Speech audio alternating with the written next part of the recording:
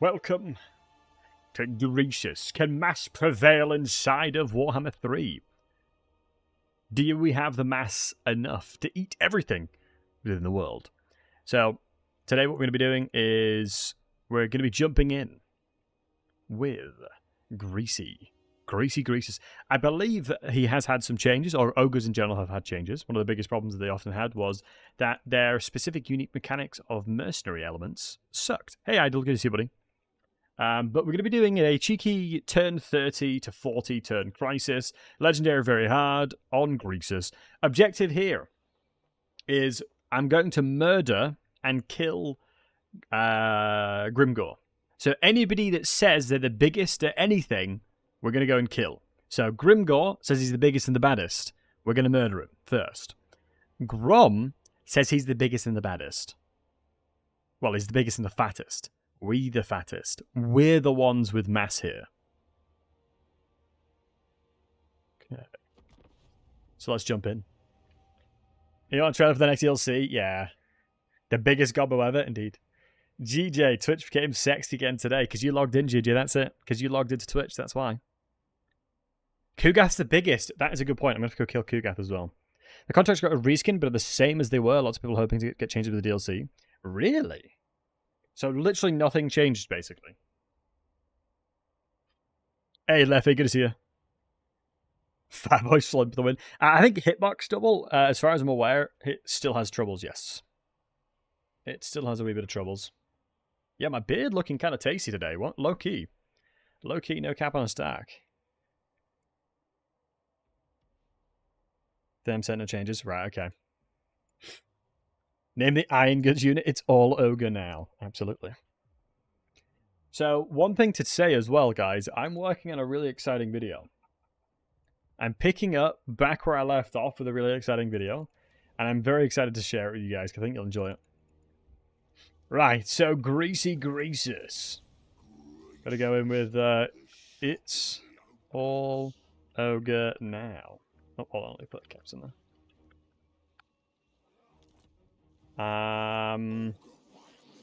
Shout out to OPM's campaigns. I was going to call Firebelly Larry. Hey, Zensar. Good to see you, matey. Hope you're doing well. Much love to you as well, Andler. Let's get a swing of things. Oh, I queued up yesterday to warm up. Fortnite flashbacks for real. Dude, I actually had a lot of fun playing Fortnite, no cap. We had another Fortnite stream. Hey, if they pay me. That's all I gotta say. If they pay me enough, I'll do it. I think to do that Fortnite stream, I was paid like $150 or something. Hey, that's worth it to me.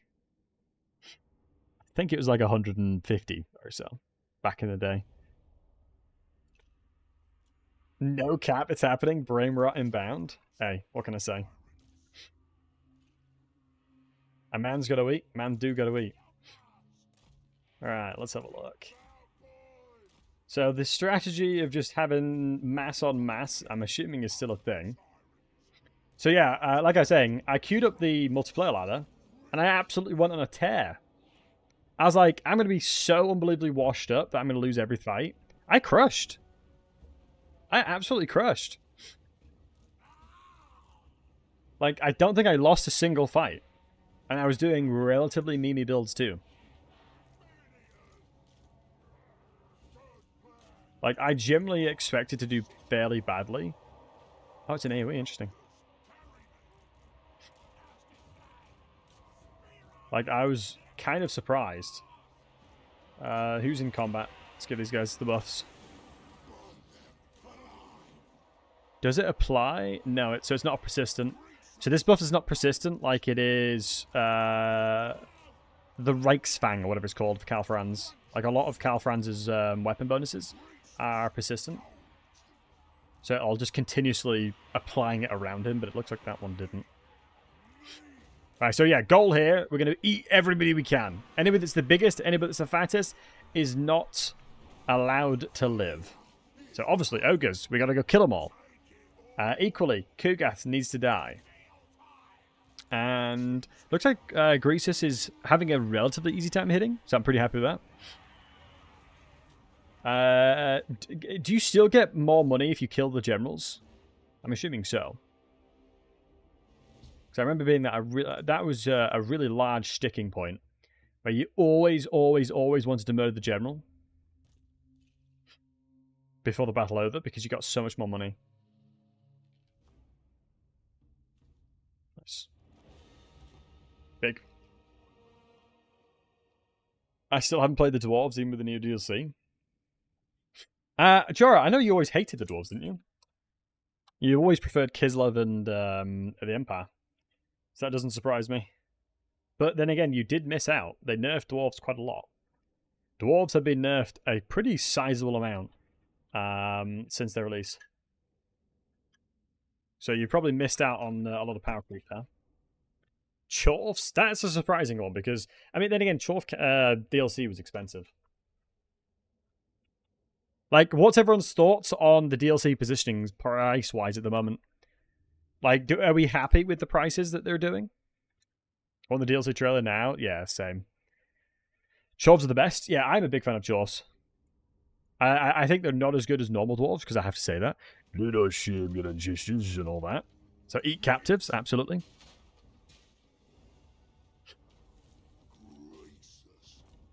Oh, character experience gain increase. It's crazy to me that the settlement battle is more casualties. Oh, guys, let me show you something. So this is one of the armies that I was using in campaign yesterday. Excuse me, in multiplayer yesterday. And it worked so well. Look at this.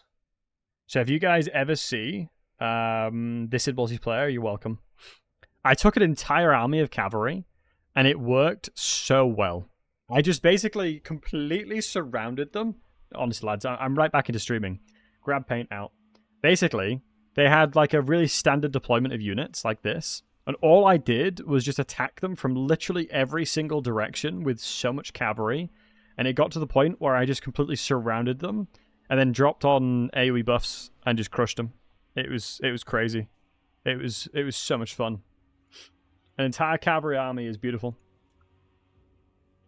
Hey, Emil. Look, his level Z costs 30. I can't really complain about CA. Yeah, but I feel like Paradox have always kind of like... I guess everybody's sort of pricing so much, like everything really, really expensive at the moment. They divide them so you can get it. Yeah, I think it is D-stat. Because oftentimes people would complain that... Like with the Shadows of Change DLC, really bad example of pricing for DLC in general, but at least they started splitting them. They should cost less since it asks for all DLCs. Yeah, the only thing that I would say to that is more so that the base game technically has the most amount of content in it. Technically, right? So if you are new to the game, you would always be recommended by anybody to buy the base games first, because that's where the most content is. And I think they would lose out on a relatively large market of newer players. And this is sort of where, you know, the threshold requirements for Immortal Empires came in. Where I was like, hang on a second, this doesn't make sense that we're charging so much. Ooh, I need to buff up the thingies because it looks like it hasn't applied properly. Because it was good that they changed the threshold of what was required to play Immortal Empires because it was so scuffed. Like, I very much disagree with the fact that you had to have, like, every Total War. It's such a classic in that Greasus himself is still very, very poor at fighting. But his armies and the buffs he provides is just so much better. Like, it does make me sad. Honestly, it makes me really sad that Greasus is as bad as he is. Excuse me, Scrag is as bad as he is. Like, in pure transparency, I think... Wait, why do I not have the shield spell now? What? Oh, it's a known bug, isn't it? It's a known bug where you don't get the shield spell. It's so silly that. You get it for the first battle and it didn't give you it to the second one. Yeah, no, it's a known bug with Fire Mages, I believe, double. It provides you the spell to begin with, the Cascading Fire Cloak, and it doesn't give you it after the first battle. I don't know why. I think it's just a long-standing bug. Digital contract signals they're getting more changes soon. Blue Fox, you'd hope so. You'd hope so. I mean, if you think about it from a product perspective, it makes sense that you would front load everything inside of the DLC and that you would try and release things incrementally to ensure that you can deliver quality products. Just from being a product guy. Holding and playing O's until they get the update. Yeah, that makes sense. That makes sense. Demographic nights are better than Grill Nights? No, there's no shot. You see that on tabletop with High Elves, Silver Helms, Reapers, and Eagles galore? Nice. Is the bug permanent? It's quite annoying. I think the element of the bug is that you shouldn't be given that spell anyway, right? That's the whole point. You should not be allowed to have that Fire Cloak anyway. You need to level into it. Only like a Lord per se would have that have the ability to do that. From my understanding, only a Lord would be able to have 2 spells to start with. For example, High Elves, the Archmages, they technically can start with 2 spells because they're a Lord. It's a little bit different. One of the 3 titles, you have access to Model Empires, which make it gateway drug. For any base game, it's still decision marketing-wise. Yeah. Right, let's do a test. Right, the bod. We'll do a test, right? Okay. We'll do a test with the chat. Guys, do me a favor. Type 1 in the chat if you own all the DLC. Or, like, at least pretty much all the DLC. Type 1 in the chat if you own near enough all the DLC. Type 2 if you don't. Type 1 if you pretty much own most of the DLC. Right?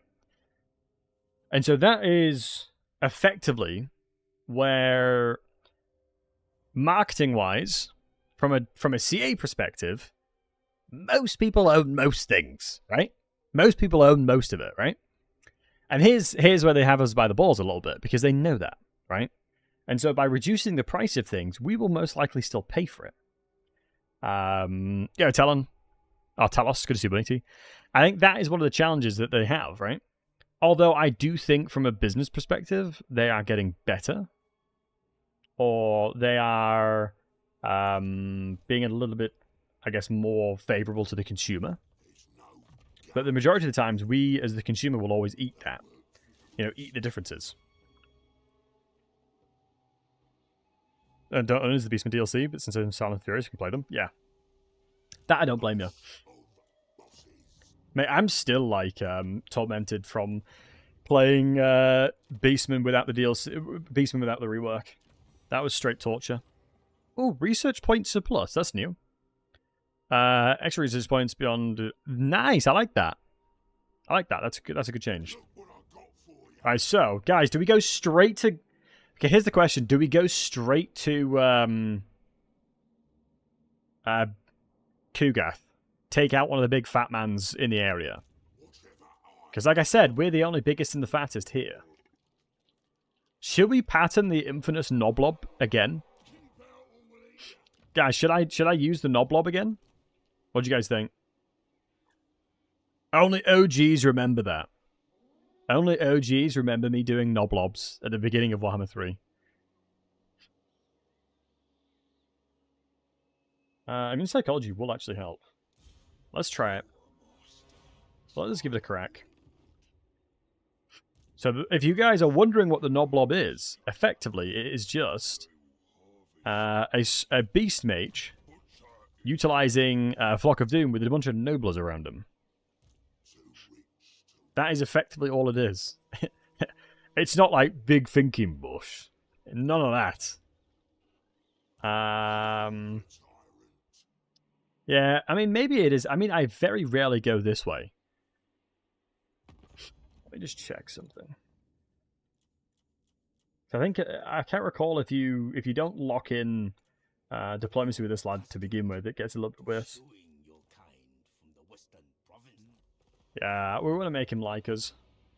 I'll eat him in time. Actually, in my own rule set, a dragon's pretty big, so I'm going to have to eat him anyway. Gonna have to eat him anyway. The thing is, I don't think that Kugath is going to be a problem, but he will become later on. Wow, it's international stream superstar and world-renowned men's shampoo spokesman, Mr. Battlesey. Long time no see. Long time no see, brother. Thank you for the 15 months. International, world-renowned men's shampoo spokesman. Yeah, that's it. As you guys, if you see here, you guys can see. You can see the how long my hair is. The shampoo connoisseur of it. I use so much shampoo. I use giant amounts of shampoo to wash my hair. Alright, let's get the knob blobs going. Ah, Pyrrhic Victory. Yeah, this is the problem with more magic. It's very weak early on. It is really weak early on. And remember the first I don't care because money's tight. No, that's fair enough, Idle. That is fair enough, matey. Miss your streams. Life is blessed, thank you, buddy. Good to see you, Wormgad. Much love to you as well, buddy. No, honestly, guys, it has been such a pleasure to be back. Dark, how we doing, handsome? Good to see you, buddy. I'm back. I am. We back. We back at it yet again. So I think we only recruited 2 Ogre boys, didn't we? Yeah, we did. Love Ogres and enjoy greenskins. Idle, what I'll do then is a promise to you is I will try and get DLC to give away. If I get early access, I will try and ask CA, whenever that is, to give me codes to give away. Trying to take over the whole map with Elspeth von Draken at the moment. Pretty fun when you get a roll. Nice, man. Shady's back, tell a friend, that's it. I know Okoy has done some stuff with shaders, hasn't he? You saying Shady's back has reminded me. Like, Okoy does really cool stuff to the game, if I'm not mistaken. Like, makes it look way better. Also, this is one of the small things that I always find weird about the AI, is that they quite literally allow you to get into such good positions before attacking you. Let me try an overcasted bad boy here. So, shoot, guys, remind me to fix the... Oh, wow, that's a lot more damage than you think. Remind me to fix the bonuses on the AI.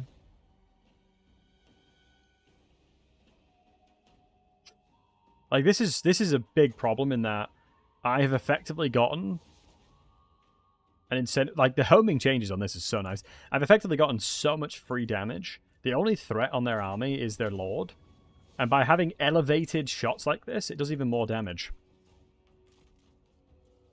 It does even more damage. What I can probably do, actually, if I was using big thinking, I would grab the, just the Iron Guts, honestly. I think Iron Guts alone, and then let's go Trappers.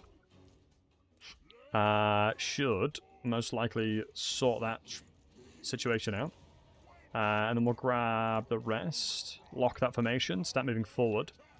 And we want the Noblers supporting on that side, easily peasy. Because look at this. This is one of the worst moments for Noblers. Like, that is not good for them. Yes, the Trappers and stuff like that has come through. Doesn't matter. Let's get Greasy over there as well. It's all Ogre now, boys. It's literally all Ogre. Send you guys in there as well. And since these guys are all massed together, this should be fine. I think if I look at the situation of the battlefield right now, logically speaking, the best place for me to send Greases in is here. Because he can apply the -8 leadership and attack. Because I suspect, yeah, I was going to say, I suspect these guys are winning.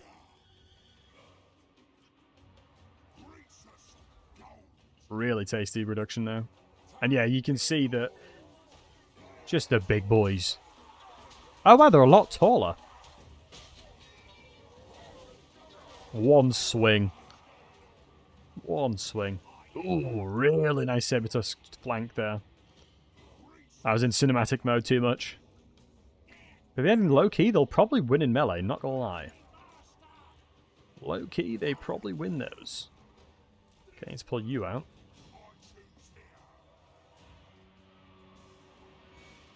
Yeah, combining the mass here, beautiful. We've got nothing but mass, baby. Why are you guys slowed? Does Greasus win these? That is a fantastic question. We overcast this one. We just need to do a little bit more damage and they'll rout. So what I'm going to do is I'm going to cycle charge because we've got 50 charge here. Always, always, always try and cycle charge when you get the opportunity to do. Especially with lords like this. Let's send them in there. Bit of a mistake by me. I should definitely have had these guys in guard mode, but it's fine. Because I don't want them... like, in situations where you have, like, massive numbers advantage, you never want to be the one that's running around the map, chasing stuff. You always want to be fighting in consolidated ways. Orcs and goblins are your most favourite? Or dwarves? Ah, definitely dwarves. Do not shame your ancestors, dear brethren. Do not shame your ancestors, for the time is gone. Yeah, I love me dwarves. You know, you guys know me. I was going to do some voice acting for a dwarf faction, but it never came to fruition. The point-blank fireball. Love that. How quickly does Greasus get Terra? Terra. Don't think it takes that long, does it? Longer than 5. Honestly, you name something more satisfying than killing stuff with Iron Drakes. Iron Drakes are so goddamn satisfying to use. Come on, boys. Makaisen or Bugman? Honestly, I would love to see Bugman's introduction. The weird thing is, right, the way I saw a replenishment hero come into the game was more like a ranger hero. I never saw them use dragon slayers for that. But I must admit, I do love greenskins. I am a big fan of greenskins. Like, when I did the greenskin cavalry only campaign, battles, those are fun. Then again, armies that are consisting of mainly, you know, very fast things, very quickly can be difficult to work with. Like, very quickly you'll find yourself in a bit of a dicey situation. Can I not get... Oh, wow, you do need the military building. You do need the military... Is it worth me getting this? No, I feel like the movement range is just me more worth it. Grab some nobles then. Which makes me think, if I hold space down, I want to go to here. Technically, they could attack me, though. Do I think he's got the stones to do that? Yeah, I do. Low-key. I do think he has the stones. Ungrim Iron Fist cosplay? I mean, the funny thing you say that is genuinely still in the works, my friend. I have the axes made. I am a man of my word always. Hey, Claybones, good to see you, handsome. Hope you're doing wonderful. I am always a man of my word. The axes of that have been made. The wig? I have the wig all ready for the hair. It just needs to be shaped into what it needs to be. So I'm cooking, boys. You know me. I'm cooking. I'm in the process of cooking for that cosplay. I'll have to prepare my voice for that day because I will have to scream a lot. But obviously I'll be doing it as Ungrim. I feel like I can pull off a decent Ungrim. Volkmar cosplay is nearly done. I mean, that's the fantastic thing about being a bald guy. I can just tick off the boxes with all the bald guys.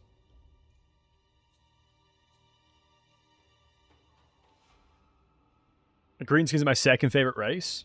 Damn it, I knew he'd come attack me. Means I couldn't recruit. Somebody played Ogres that died? Really, Joachim? Normally, the way to be successful at Ogres is to just recruit Ogre Bulls to begin with. And then just keep stomping with Ogre Bulls.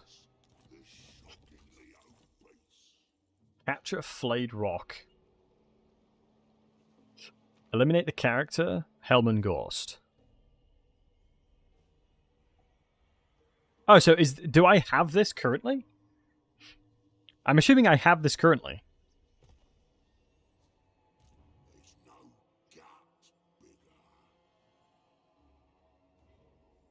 Like, I'm assuming they are, like... Wait, how long does it last for? 5 turns? That's kind of insane, no? And I'm assuming he's in here. Wait, is this really stupid?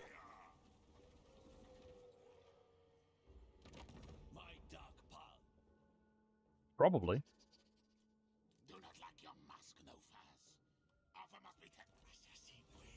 Probably really dumb to do this.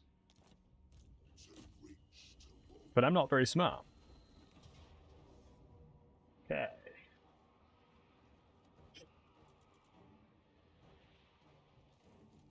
I think we have burning heads, so I'm pretty happy about the fact we can kill quite a lot of the infantry. Oh, before I forget, I don't want to cheese this. I don't want to cheat in any way. That should be set to there. I mean, Gorse is level 5.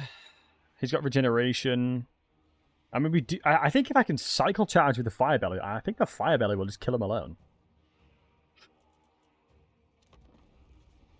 It's a not leave Ogre Balls in the Brawl. Best to shot cab. 100% I agree.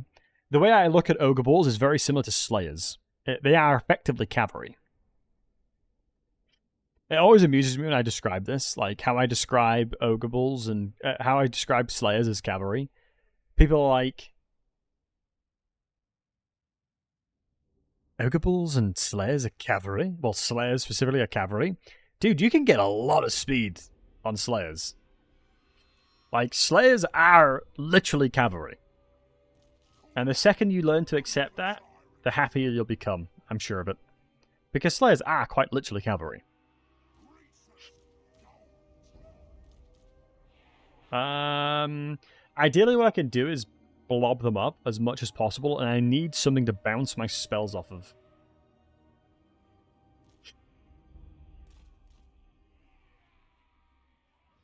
I want them on the goats. It's such a shame that the rams that you see in Lord of the Rings, the dwarves use, used to exist within tabletop and early editions of Warhammer, but they don't anymore. It's not a thing anymore, unfortunately. I think Helm and Gorse may be over this side, judging from the hero's positioning. If not, that's fine. It's so weird that they removed his Mortis engine. But it makes Helm and Gorse 10 times easier. And in fact, like, losing a... Like, Helm and Gorse losing that is so insane. I'm happy to stack up my magic as much as possible here. I guess I was the aggressor here. Which makes sense that they're being relatively passive. I think the magic differential between me and Helm and Gorse here, I think I am favoured the longer this goes on. From a magic perspective specifically. Because he only has healing. I think if I can kind of get a mill to come out... I mean, the advantage we have is that a lot of his stuff is... Wait, was he weakened? Yeah, clearly it was already weakened. I mean, is this a fireball angle? Guys, be honest with me. Is this a fireball angle? I feel like it is. Hold on. This should be good damage, no?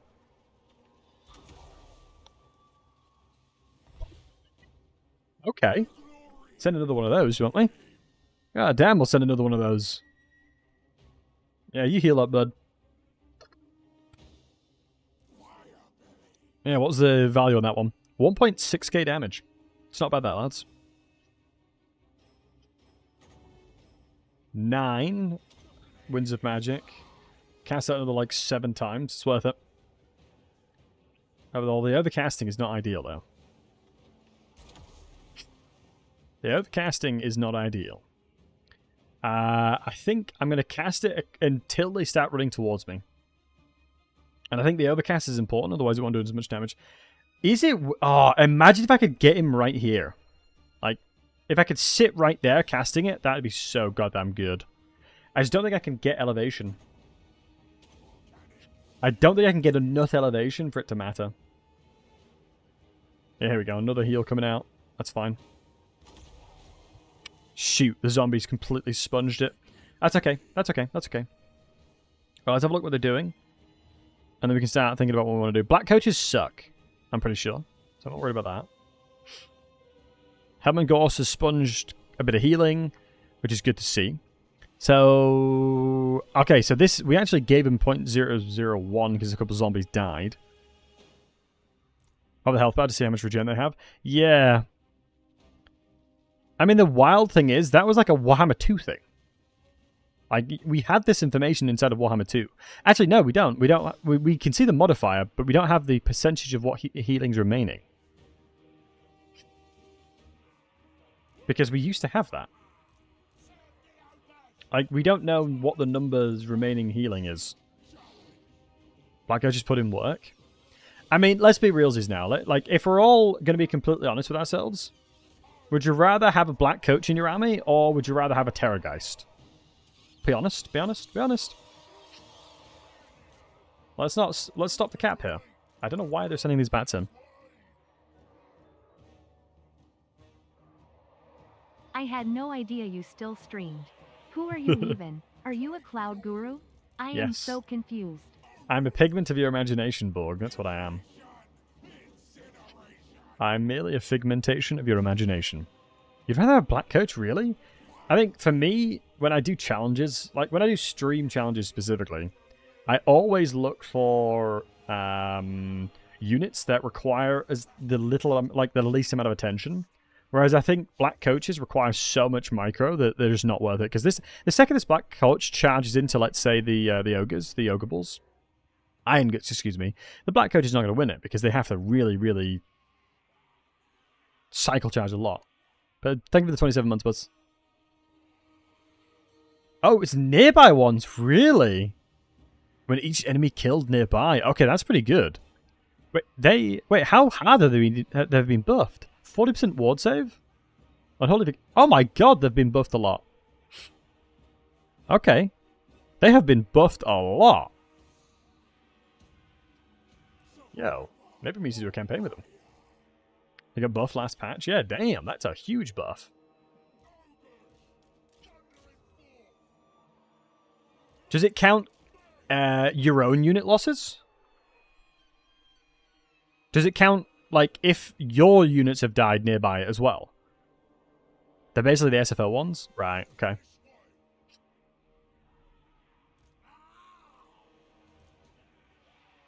Yes. Wow, that's actually kind of good then, no?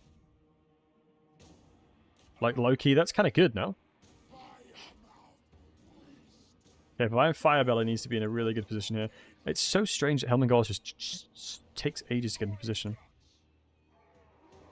Okay, there's no way that they just let me completely demolish them like that.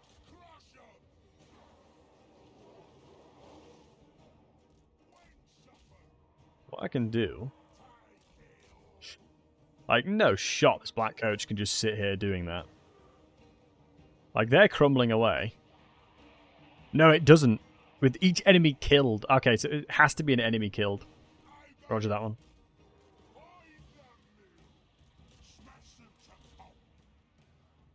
Okay. So it is enemy killed. Yeah, the black coach should struggle here. Hey, Val, good to see you. I hope you're doing wonderful. Guts out for the boys, yeah.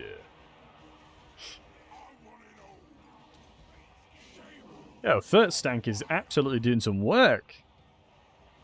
Hope I'm doing well. I'm doing wonderful. I hope the same for you. Nice. Greaser should be absolutely slapping him here. Yeah, he genuinely is. Maybe Greaser's hitbox is actually getting better. Which would be big, big pog.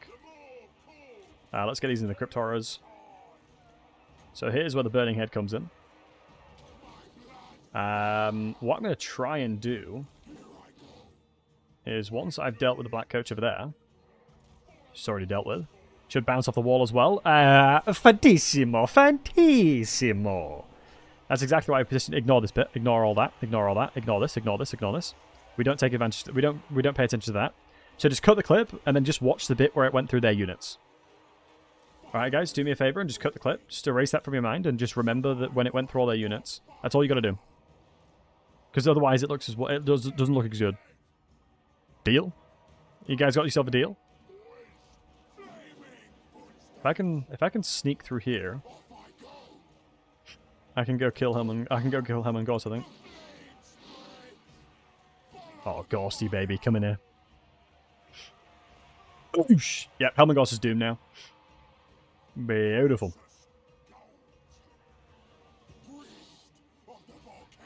Maybe we have to cycle charge him. What's his defense like? 54 melee defense is actually no jokes. But we have an extra 25% damage. Do we have Kindle Flame? Yeah, we do, so I'm going to cast it again. Let me cast it this way, because Lord knows that we had a bit of accuracy issues in the last one. So that means we'll get another 20% damage onto Helm and Ghost here.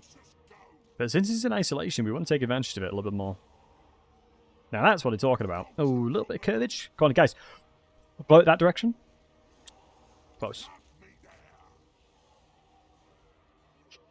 Alright, we should be holding the line nicely here. Yeah, Gorse is in trouble here. He's hella slow, which is the advantage. And we're continuously getting cycle charge bonuses there. I'm going to pad the area on this side up a little bit more. I need the Ogres to get stuck in a little bit more, though.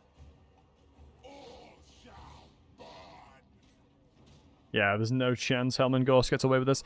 All the damage that's going to be happening is onto my heroes here and my lord. Which is fine. Send them back in as soon as we get the opportunity to do so. This is an unholded lodestone, but that's fine. Yeah, Helm Gorse is crumbling before he gets a chance to even do anything here. Huge. Should we go on this side or this side? Yeah, always use your abilities. Or repeat your abilities on the side you've already been casting on.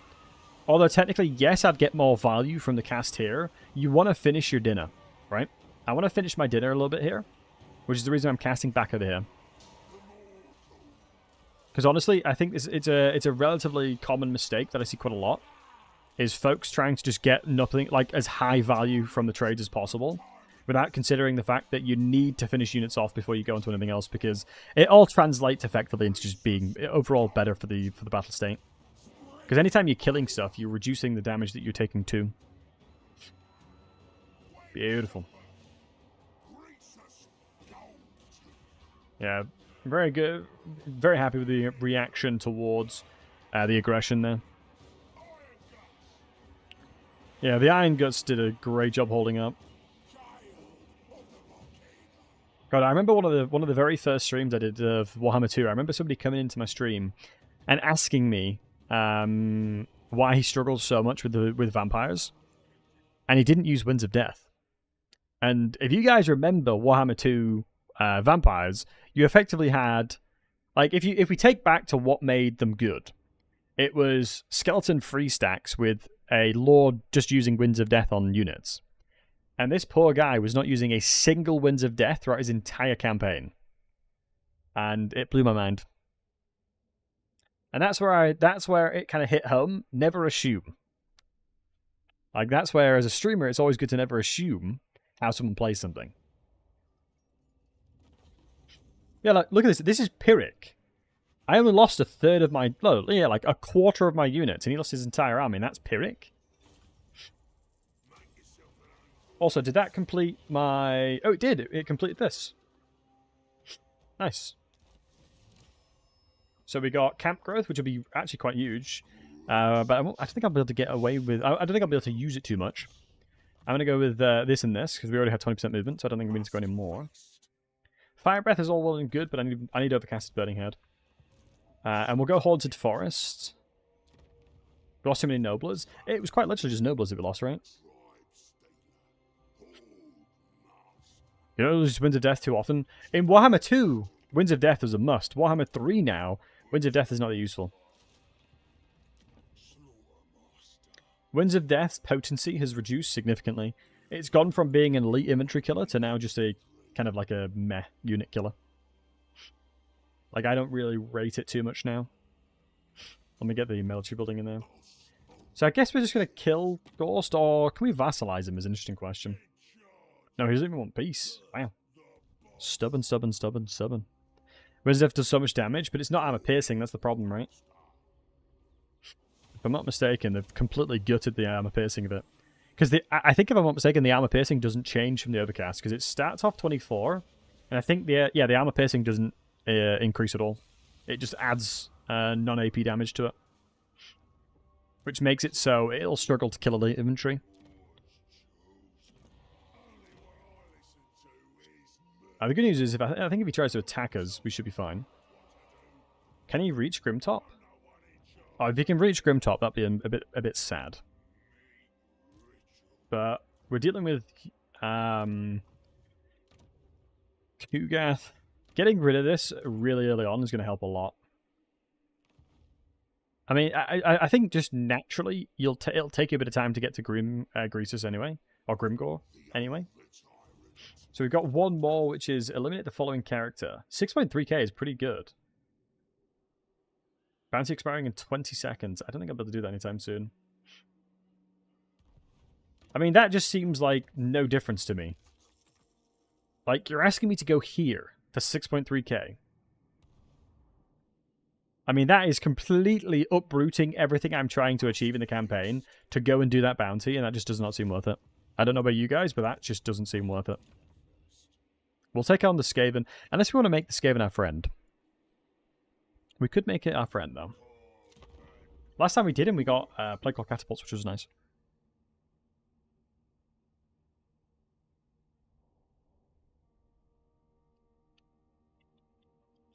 I think the Plague Clock Catapults was, like with Throt especially. If you've got a chance to make Throt your friend, it's always worth it.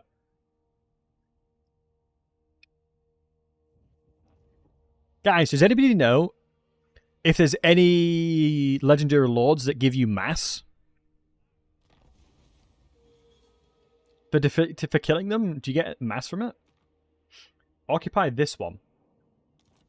Bro, that is like so garbage. Yeah, these are just not good bounties. I'm sorry, but none of those are good. Shangyang. Yeah, no, it's just too far away, man.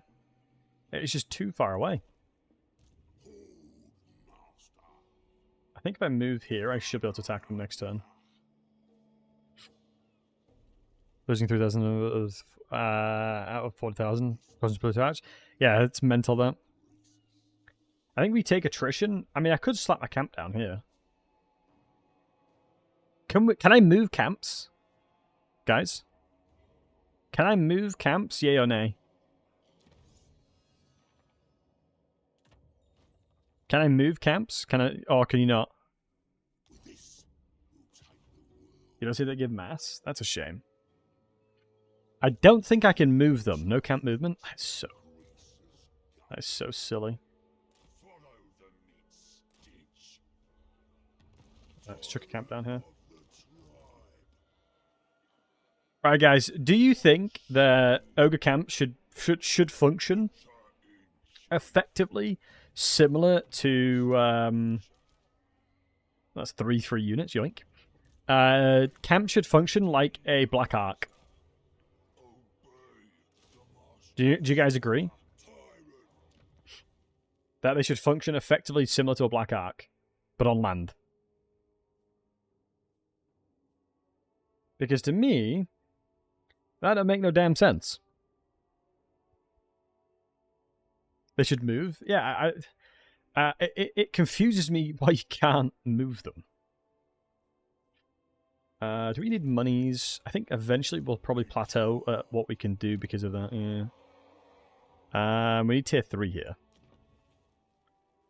We definitely need tier 3, but what I'm going to do, because I think, yeah, my growth is actually quite poor. I should build more growth, probably.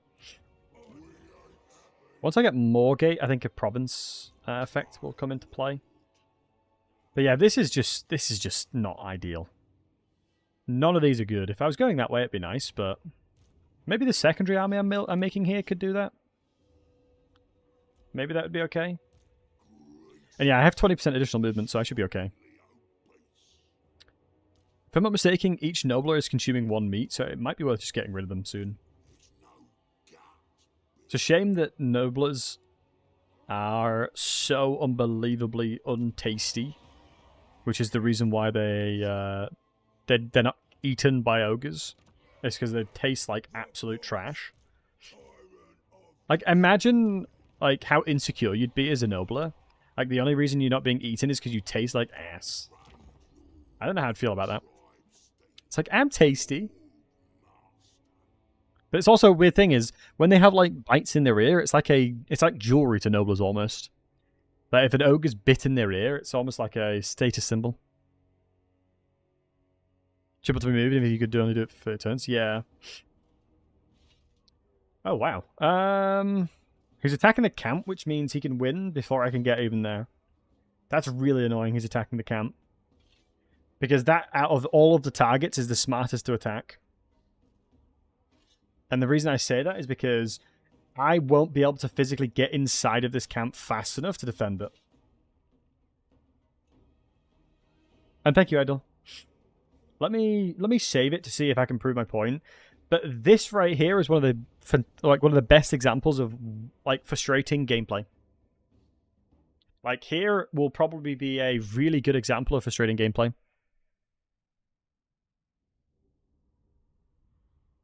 Johnny Irish, how are we doing, handsome? Good to see you, dude. Johnny, I remember you watching the No Loss Norska, my friend. Good to see you, lad. Good to see you, lad. Are you trolling, Johnny? Are you trolling around? Are you doing a bit of trolling? Ooh, what's this? Hold on. Nobler Snacks. Drunk Flamingos. Oh, Drunk Flamingo makes so many good mods.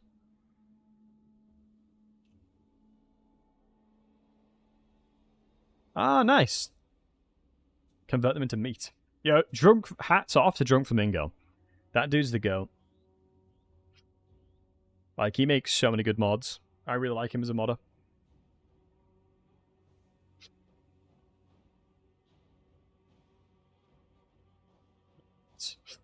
Yeah, like I said, this is going to be one of the points of frustration for me, is that I might not be able to stop them from capping my settlement before they get to me, before my reinforcements get here.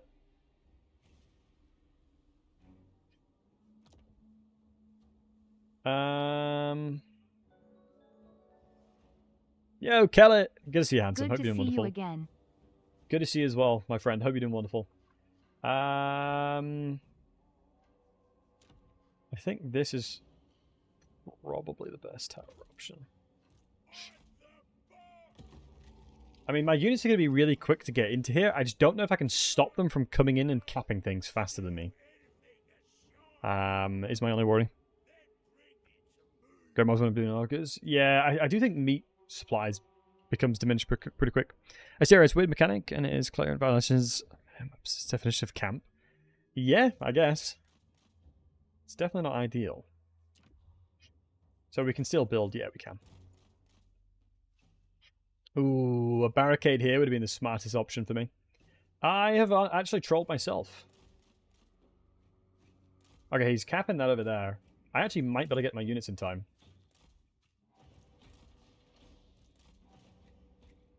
There's actually a potential that we're going to be able to get my units inside on time. Hey, Brother Wonka, good to see you, buddy. Nope, I don't think so, actually. This is going to cap and win. This is so cringe. I don't know if I can stop them, because I have to go all the way around as well. Yeah. Like I said, the most frustrating bit of gameplay. It is what it is. I'll let it slide. So that's my camp gone already. It's good to see. They just ignored me. It is what it is. Ambitiousness does not taste good, either to ogres. Oh, really? I think camps... Yeah. I think it makes sense you can do that, right? Oliver's gave me Pyrrhic victory, though. I know. I mean, the ironic thing is, I literally can't Alt F4. I don't know if you guys have seen my keyboard. But I don't have the option to Alt F4. If you can see. On my keyboard, I literally don't have Alt F4. It's a 6% keyboard.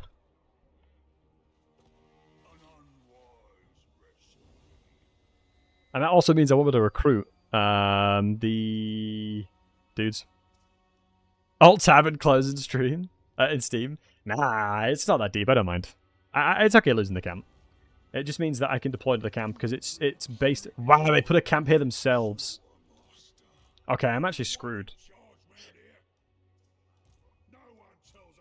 I'm actually in so much trouble. What if I just take this and ask for peace? Am I big thinking right now?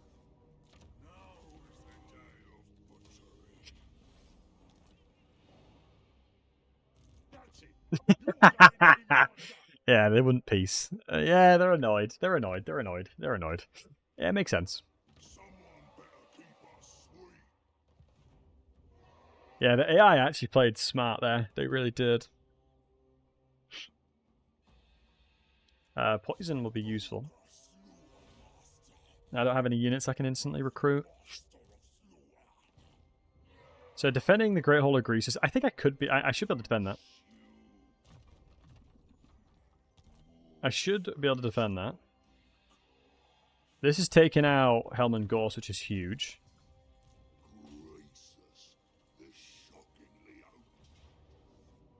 The shockingly obese. Yeah, I don't want to lose any more units here.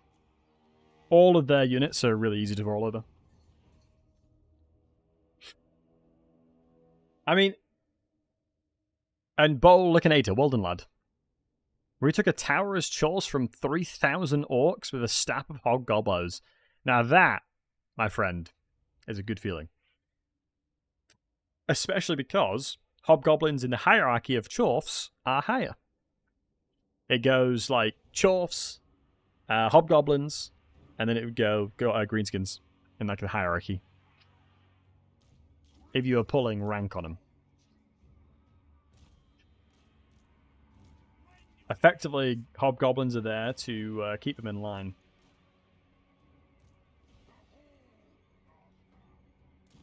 I mean, I feel like the difference that may be apparent the more I'm playing it is the AI smarter, or do they have access to more cheats? I guess is the debate. But them attacking the camp because they could was smart. That was definitely a good angle. Also, you'd expect the tree to have at least some forms of defensive, but it doesn't.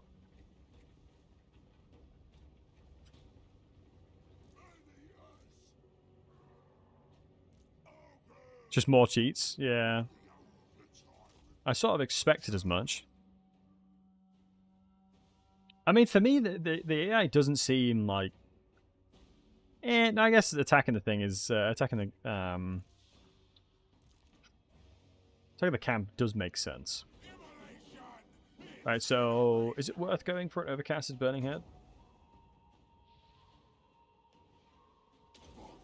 Hey, I don't think Overcast will kill entities. It's not going to be enough damage, but it'll do a lot of damage, though.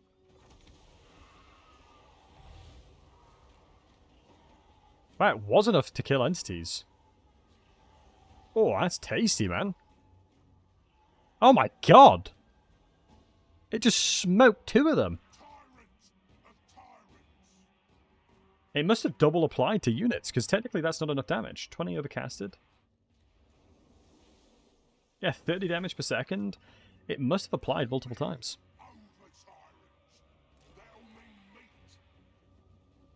And these lads are just crumbling.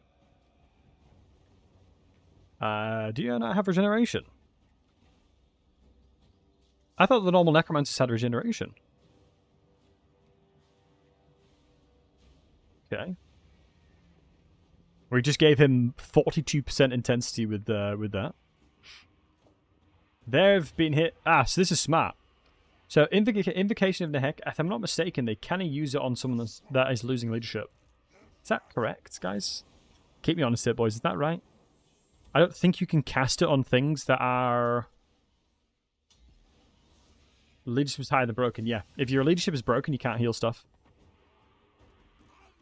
I thought so. So, when you have a unit that has... crumbling, it cannot be healed.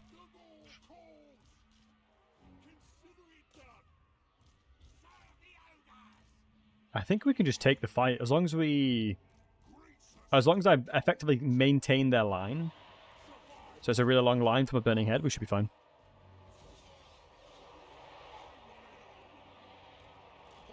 We just want to sneak through and kill their lord. Yeah, the Iron Guts will just absolutely chop anything that it comes near them. The only thing that can remotely do well against the Iron Guts is the Graveguards. The Graveguard is halberds. Oh my goodness, how good is that unit, guys? Let me dismember them, just so the charge is terrible. How good is the Graveguard Halberds? I haven't used them yet. Like, in theory, that unit should be insane. Like, purely theoretical. You would assume that unit will be absolutely cracked. Is it cracked, is the question, I guess.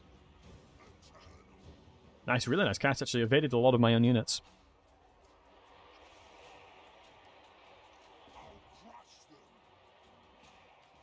Beautiful. Oh. To say he's not a large unit is good to see. Having poison attacks from killing Gorse as well, which is big. Because normally regeneration, obviously with fire attacks we could do more damage here. Still with the direwolves. People like it. I mean, it offers something that you don't have normally. Like, vampires don't really have that good anti-large.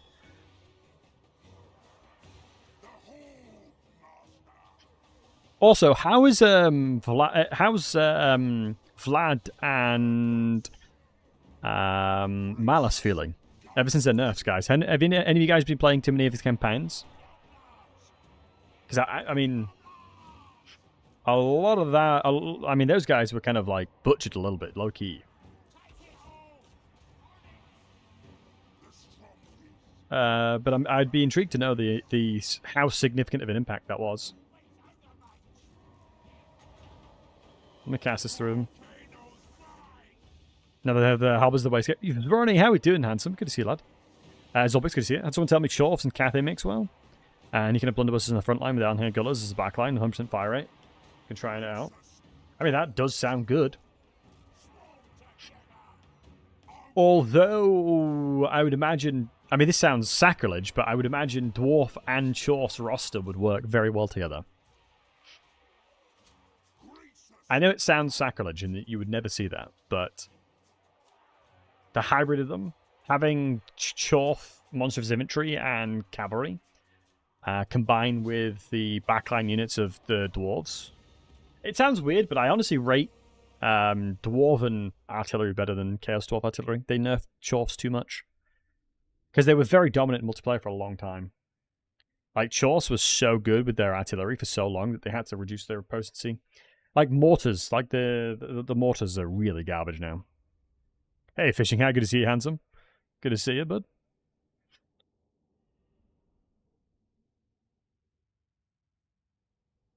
It's a fighter to fear, but he now has to heal more. Yeah, it makes sense. Flame Cannon's still really good. What, do you mean the Magma Cannon, or do you mean the Flame Cannon for Dwarves? Because Magma Cannon is good, I would agree. But Flame Cannon can be incredible. Nice. Chorf Artillery is better than Dwarf Artillery? I guess it depends, right? Let's have a little cheeky peek ski. Like, if you consider, like, Flame Cannons, I don't think there's many Flame Cannon... There's many things within the range criteria. Like, Flame Cannons will kill everything. Cannons... The main thing that makes Dwarven Artillery really tasty is that you have a lot of amplifications, like ballistic calibrations alongside the Artillery Master and things like that make them really good. Like, if you go toe-to-toe with a Dwarven Artillery, I would honestly argue that... I would generally argue that I would assume Dwarves would win that artillery fight. I have a hard time thinking that they would lose that artillery fight. Also, let me eat the melee attack. Just so this guy has better dueling potency. For the fight to come up.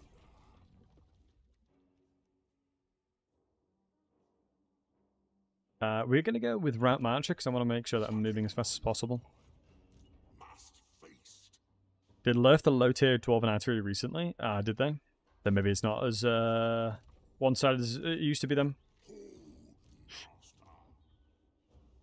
Is it growth? Yeah, plus 20 growth. I thought so.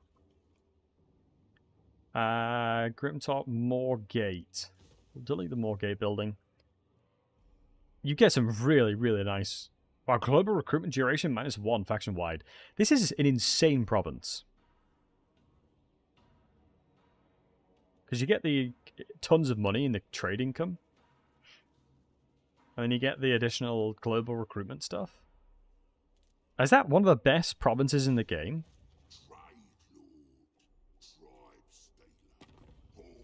That does seem pretty good.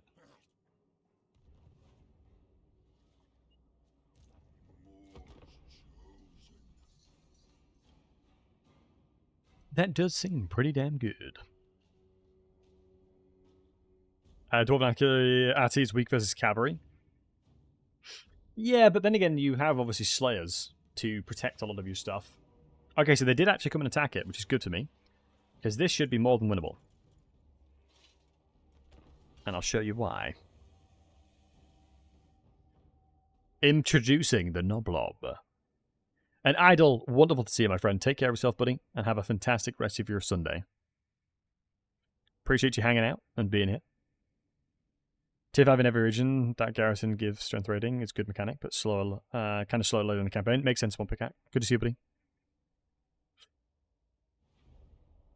The 4x Hell Cannon has like 14k HP. Yeah, that's the ROR, right? That's like a special case, I would say. Let me blob on here. Utilize the natural defenses of this rock. So I need to get most of them. Hold on. It'd need to be something like that. Yeah, beautiful. And then move them with the shift mouse. Because this is one of the weaknesses about the Noblobs with Iron Balls. Or Ogre Balls, excuse me. They're a bit too fat for my liking. And then plop you right in the middle. Right, so this is my patterned Noblob. And you'll see why. The patterned Noblob is effective for one reason and one reason only. Oh, he's got a healing potion. That's going to be good for me. In that you just cast nothing but Flock of Doom constantly. And you just sit here and pray to God that you don't die. It's pretty effective, usually. So this Noblob strategy was patterned and pended and founded by yours truly at the beginning of Warhammer 3. I started doing this in the beginning of Warhammer 3, and I've not looked back since. One of the problems that Flock of Doom has is that it's actually quite low DPS. Like overall, it does a relatively low damage. There's a lot of the Ogre Balls are running out. But obviously, when tons and tons of units are stacked up, it becomes a lot more useful. Let me buff these guys as well. I don't think we're going to have a problem with mana. Or Winds of Magic, excuse me. Because yeah, now we're getting full value with Flock of Doom, which is huge. Everything is being currently hit by it. But the challenge is going to be to try and keep these Ogre Balls alive. Lord's under attack. I'm completely fine with that. We don't quite yet have the Cauldron ability, so you want to normally put them in melee to do that. Yeah, you can see these guys are completely outside of the blob, so it's hard to keep them alive.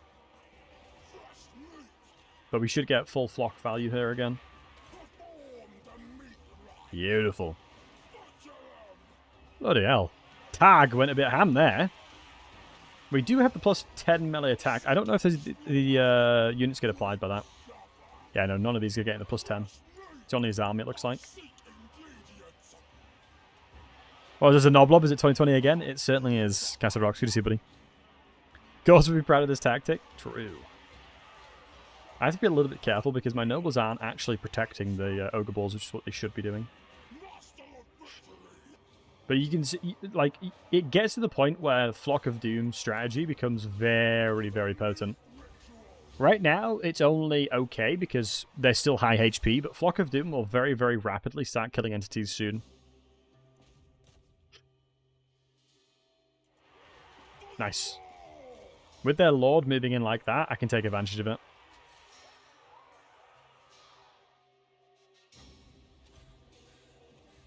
Beautiful. One more Flock of Doom and their entire front line's going to rout. Or it's just going to happen naturally anyway. Yep, and there you go. The pattern and pended Noblob. Hey, shit, good to see you, handsome. Hope you're doing wonderful. The pattern intended noblob in its action. Right, guys, are you a believer of the noblob? Are you a believer of the noblob now? Yeah, look, you can see a lot of them are really low HP. So you'll see a lot of entities will start dropping because of that. You've just got to get them to that threshold, and by stacking up all your units, it gets you to that threshold way faster. Nice trapper damage on these guys as well is huge. I think trappers are one of my favorite, like, low-tier units.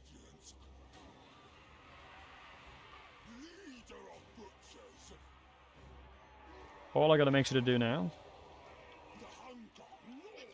is deal with the Lord. I think he's used his healing potion. I was going to say, he shouldn't have had this much health.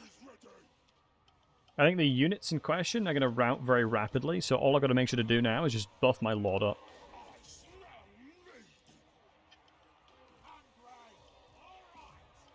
I think as long as the trappers have the ability to do damage and cast, we're fine.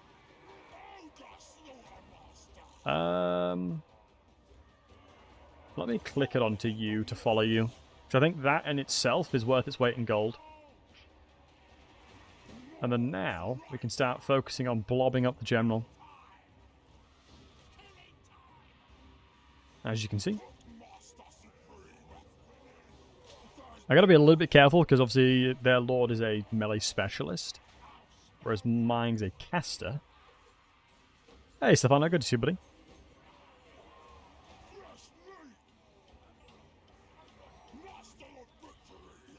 Let's move in here.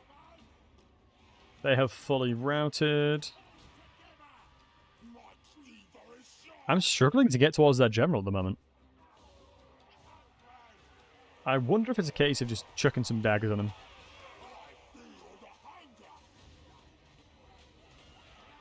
Or it's a case of having a little bit of a run.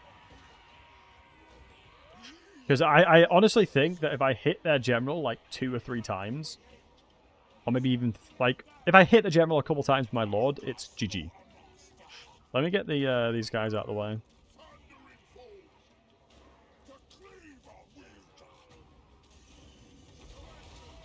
Let's give it a little bit more damage. And then chuck a few daggers his way, and we're going to be right as rain. And especially being English. If you're English specifically, you get bonus damage with knives. It's like a fun fact. Nice. Okay, good.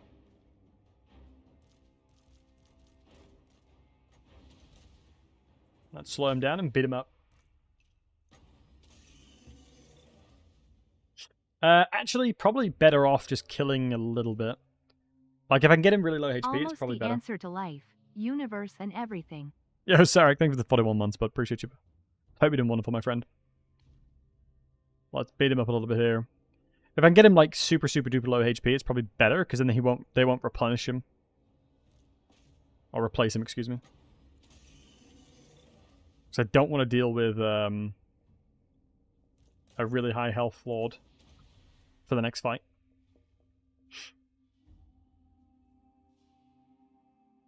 Yeah, trickle him a little bit down. Perfect. Bosh. License gives 12% out of piercing with knives, that's it. I don't think I can kill his army because I don't have enough units. I think I'm recruiting at the moment, which is going to be useful. But now I've got to deal with a camp. But I've gotten the province now, which means I'm going to get another 20 growth, which is huge. I just need to deal with the camp. I don't think they can get peace when they don't have settlements. I like, even though he's like in a position where he's in trouble, I don't think the AI is like allowed to take peace now. If I'm not mistaken. Could go with replenishment, we probably should. Okay, he's attacked again. Okay, that's fine. Because he has to, because he's got no settlements, which makes sense. Oh, Oh, I can see Dark playing the card shop simulator. Guys, has anybody in the chat played the card shop simulator? Please say we got that potion of healing, by the way. Wait, we didn't get his potion of healing? What? How unlucky do you have to be, bro? Never lucky, baby rage. Right, one more healing situation there. Do we go beat up the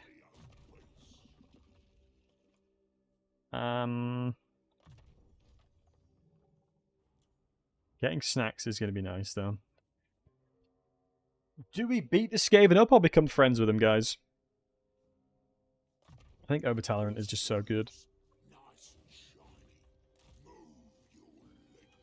Yo, hi, it's good to see you. Hope you're doing wonderful, my friend. Guys, do we eat or do we become friends with them? Are we hungry? Or nar? A camp over here would be really useful. What's this one again? Poison attacks, yeah. Yo, Hash, thank you so much for the gift of sub, man. I really do appreciate you. And Death Kev, welcome to the Battlesey family. Cloud Dealer, good to see you, my friend. Hope you're doing wonderful. Finally back. Much love, man. Much love. We're going 1 turn of recruitment, then we'll kill the camp. Grimgore's nowhere near either, which is surprising. I mean, taking the territory is not really going to do an awful lot for us, though. Like, genuinely, it's not going to do much. Friends with benefits? I mean, it depends if I can become friends with them now. What settlements have I taken? I mean, generally, I could give this... Oh, have they stopped the cheese, guys? Have they stopped the cheese yet? Is this cheese still possible? Let's see if this cheese is still possible. Oh, they haven't nerfed it. Wow, I'm surprised they haven't nerfed it, low-key. That surprises me a lot, actually.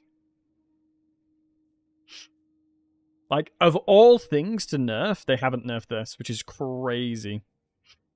They've nerfed a lot of cheese, but this surprises me that this hasn't been nerfed. I'm assuming you guys in the chat know specifically what the cheese is. Or what makes this a thing. Anyway, a pop quiz. Why did this settlement become really valuable? Why is this settlement super valuable in trading? This has been a thing since the beginning of the game. Shuts hit the nail on the head. Yep, it's a military building. Anytime you have any military building, it increases the value of the settlement significantly to the AI. So if you see the other settlement, we can see this Knobbly Gorge. If I can trade that one, it's only 17. Whereas if I swap that over to Shambletown, it's 42 because it has a military building in it. Because the economic value increases dramatically. So what we'll do is if I click that one, we'll get a better value on it. I don't need military access because a trade agreement. Oh, no, I don't do non-aggression. Defensive alliance. Yeah, I think this is okay. I'll follow your guys' build. All right, do you know what? We'll finalize it. Guys, type 1 in the chat if we become friends with the Skaven. Type 2 if we kill them and eat them. I will be your humble servant, my friends. Depending on how many things in the chat. 1 is friends, 2 is eat them.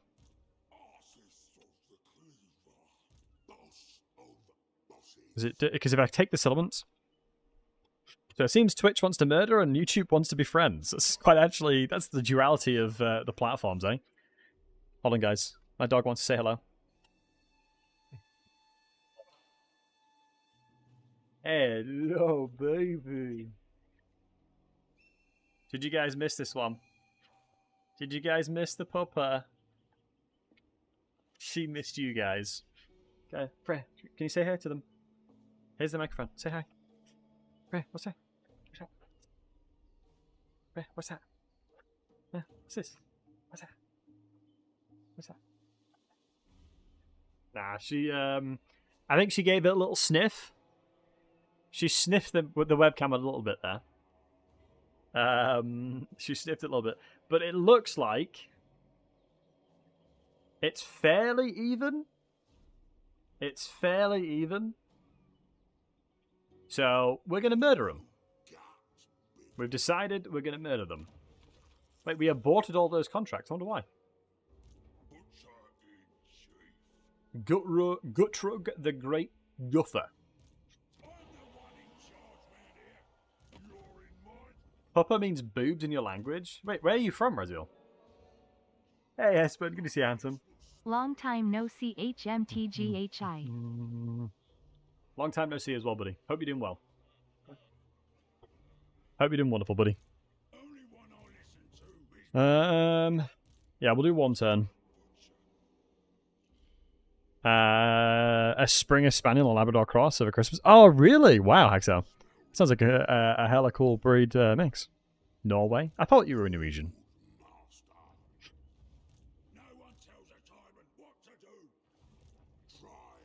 Alright. Yeah, we'll get his weapon soon. I'm gonna go play with the puppets. It has a whole new meaning. It has a whole new meaning, doesn't it? Oh shoot, we have camp growth. I might have to just throw this down. Yeah, I'm going to throw this camp down because we need the growth on it. Low-key. I completely forgot about the bounty that we had. It means that we get replenishment as well. I mean, technically you can put these down in camps too. Like, in anywhere where you take attrition. Ooh, that means I could technically make another army here. But I don't think I need to just yet. I think we have enough military force to defend ourselves at the moment. I actually don't know if we're actually taking minus attrition, minus diplomacy here. Because technically you can't see the Skaven settlement. So technically I'm not making money, but I would assume this still counts as raiding. I'd be surprised if it didn't. No peace treaty, terrible idea. Even if they offered a ton of money, I'd still say no because I don't want to annoy Zaoming. Yo, Chocolate Rain, how are you, dude? Good to see you, my man. Name a troop. Yo, OPG, what's up, dude? Hope I'm feeling better. Much better, my man. Much love to you. At the beginning of the stream, I kind of gave a bit of an explanation, Chocolate Rain. Right, so are you guys sure?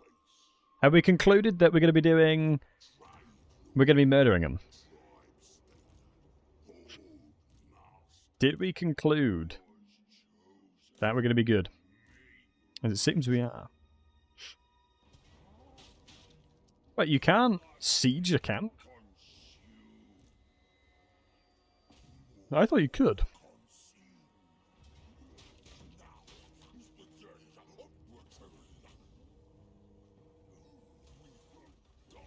Okay. It's called Warhammer, not Peacehammer. I mean, that is a valid point. Alright, with that being said, you make a valid point. Can I make any money from this transaction, though? Always got to be looking for the deals. No, I cannot. Now here I can actually test to see if they've been annoyed by me raiding them. Yes, raiding -9. So it does raid even though we can't technically see their settlement. Good to know. Alright, time to eat them. Let me save it just in case the game crashes. I do like that Legendary you can save now.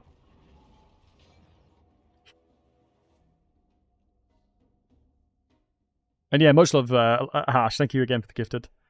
And Death Kev. Oh, you got the arcane symbol. No spoilers. I need to still catch up with it. I need to catch up with it. Oh, please don't be a rune mage. I hate rune magic. Rune magic makes me so sad. Obviously, it's warp lightning that makes me sad, but it is such a frustrating spell to deal with. As it seems so goddamn hard to defend. Like to avoid, excuse me. Tells a random fact. Skaven hot wings for dinner. Do you guys think Skaven would taste nice? I really don't think so.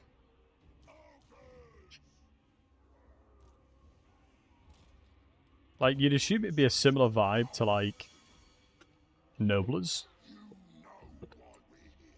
Super gamey. I mean, surely like a storm vermin would be probably pretty tasty. Warp does seasoning. It is like eating a Skaven on, like, high on Warpstone, like MSG. Like the equivalent of just seasoning your food with MSG.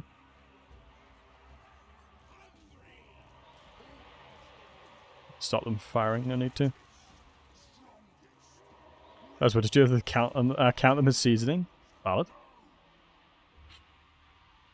Would I say crack is a nice drug? No, I would not. Right, are you rune magic? No, it's plague magic. Thank God. We're fine then. I mean, technically, can't we just fireball the warp throwers? Warp fire throwers? I probably should have checked the elevation, because I don't think that's going to reach. Wow, it did. Dude, that's purely because of the changes to the way that the game deals with missile spells now. Let me try and get at least a little bit elevated, because I think if I do it right here, it should reach easier. I'm going to move my troops up a little bit more. I'm going to go with an overcast on that bad boy. I mean, technically, I don't really need to care too much about Burning Head, because I think every single unit they have in his army is just dead anyway. Just obviously the only thing that's a bit of a concern is the Warpfire Throwers. But beautiful spells like that will deal with it quickly. So, I mean, the only thing that's really going to get impacted is the Noblers. But generally, because of how fast this Lord... Like, I think if I move over here, I don't think they'd be able to stop me. Yeah, I don't think so. So, like, that was probably worst case scenario. But it doesn't matter because, like, this dude is just so goddamn fast. We're discussing Skaven cannibalism. I mean, surely you've thought about eating Skaven at some point. Surely everybody has thought about eating Skaven. Like, you know, if you're desperate and you need food, you know.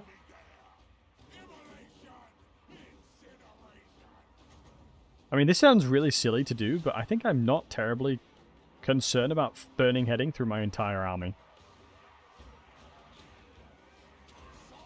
I'm going to replace the nobles anyway. Like, yes, it's going to crush my nobles, but I really... Oh my god. Oh my god, that was savage. I would love to see a stat of friendly fire, man. Because the thing is, Burning Head, even though my Ogre Balls are really low armor, they're a large entity, so they don't really take too much damage from it.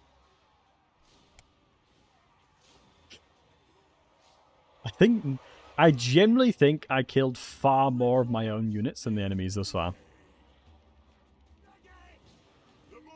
I'm relatively certain that that's true. Probably tastes like chicken. Nah, but for real. Like, I swear, if you don't quite know what it tastes like, just say it tastes like chicken. I swear that's like the go-to. If you don't know what something tastes like, you just say it's chicken. I suppose chicken is just such a standard flavor, though.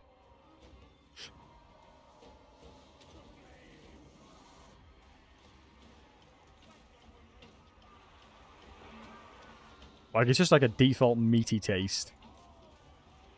Nice. Swapfire throwers have really struggled to do anything. Which is good. I mean, Greasus... I would love to get Greasus, like, some kind of mortis engine. It's one of the reasons why Kugath is so impactful when you build him as a melee mortis engine. It is a big mistake I see a lot of players do, is that play Kugath like he's a mage. You don't want to do that. Kugath is not a mage. You already have a mage in your army. Play him like a mortis engine. Hey, Koya, good to see you.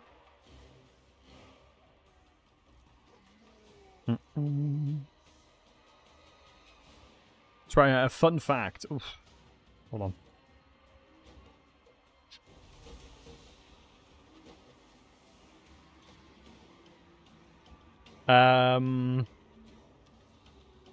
Pluto is 29 astronomical units from the sun, which is 4.4 billion kilometers or 2.75 billion miles away. At its most distance, it can be 7.29 billion kilometers away from the sun. Wait, Pluto is miles away. It really does put things into perspective how big the galaxy is.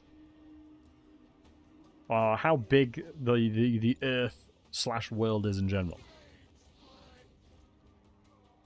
That's a long run. Yeah, wait, I do that on the weekends, lad. That's just my weekends run. I'm not sure about you guys, but that's just sort of my weekend run. Yeah, I do that every weekend. Nah, but for real, those, like, I genuinely haven't run in such a long time.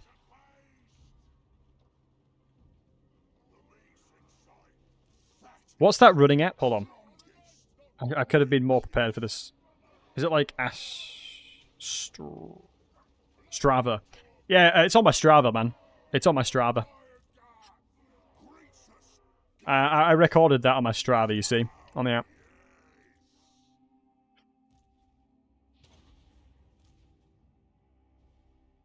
I saw something really funny recently, where people were being paid to log into people's Strava to do runs to brag to their friends. Like, it's actually a profession where people are logging into people's Stravas and doing runs for them. And being paid to do it. Like, imagine being like some really, really like director corporate guy and paying some random person to do a Strava run for you, just so you can like say to your people, like your colleagues, that yeah, you did a 10K this morning. That's crazy. Yeah, right time. It is a genuine thing. The army ability can heal, right? Yes. It takes a bit because you need tech to get there, Zoo, but yes, you can get healing in your own army, yep.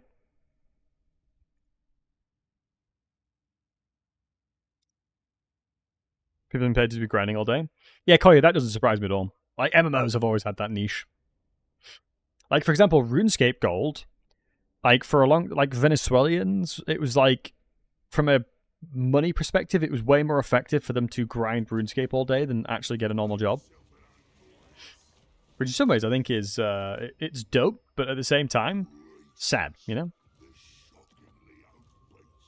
That they have to... That their economy or the jobs that they have available to them don't sustain them as much as farming RuneScape Gold would. Right, let me get the Flock of Doom. Okay, we got a double Noblob situation now. But I just don't need the Ogre Bulls. But I think if these guys double up, we may be fine. So you're going to recruit more Ogre Bulls. I think that's fine. So I've been having friends make it look good. Yeah, I still think it's wild to me that they do that. Right, Razor sack this settlement. Shatterstone Isle. I'm gonna fight them anyway. Okay, so the Thunder Guts will give me that then. So it looks like the Thunder Guts will like me for what I'm about to do. Let me just merge the nobles now. I don't see the value in it. Oh, then again, I'm near a camp, so the thing is not going to be too bad. It's frustrating that we're quite far away from tier 3, because that's really where you start coming alive as ogres. I think tier 3 ogres are very, very tasty. So we do have this one. So we are murdering the ratties here. Tier 10 is the Mog Marshes. Man, I swear having like tons of regiments renown is such a bonus for certain factions.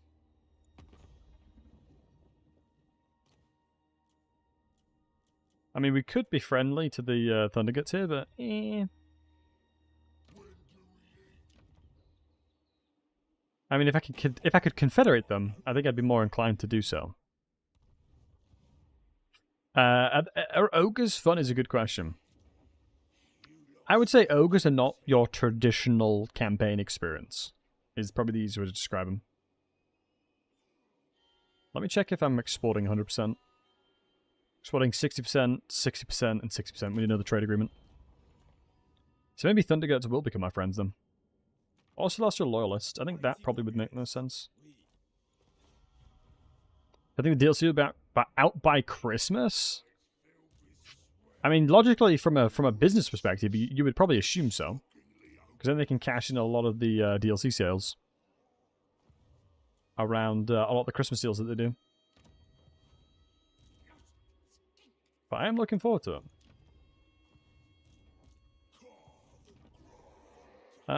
Yeah, I'm okay with that. Our economy has really quickly recovered. I don't think upgrading... It is honestly quite wild how much money you can get as the greenskins. As ogres, excuse me. Ideally, we'd be able to get this done. Yeah, do you know what? We'll do another... We'll be friendly with them. I think we'll probably get a Confederation angle. Gonna get some teasers this week, you think? Wonder why you don't use it? Oh, Zoo, that one is Dismember. Dismember just reduces the speed of folks. I don't have the army ability to heal me just yet. Because there's 2 army abilities you can get to heal. One is from the camp, one is from the tech tree. And Giant, much love to you, man. I hope you're doing well.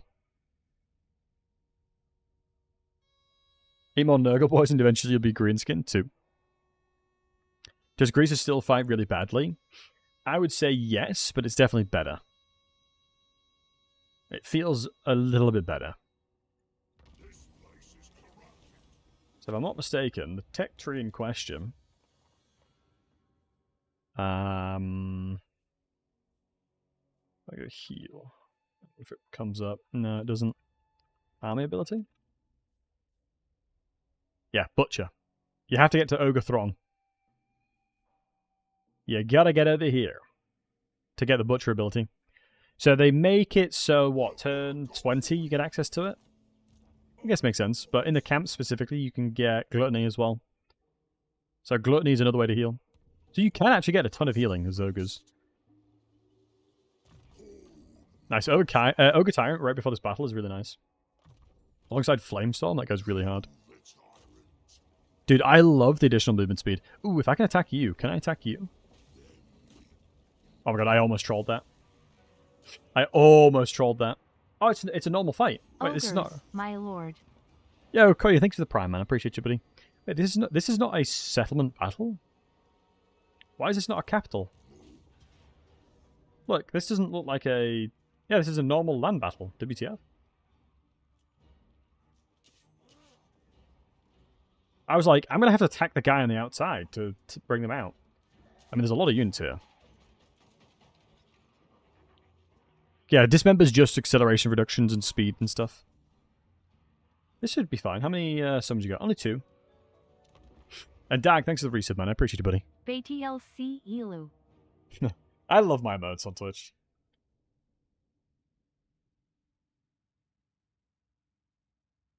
It was never a settlement battle for my Ghost campaign either. It must be technically defined as an Ogre settlement then. Because I know Ogre settlements don't... Ogre and Norskin settlements I don't think can be capitals. If I'm not mistaken. If I'm not mistaken, I don't believe they can be settlement battles.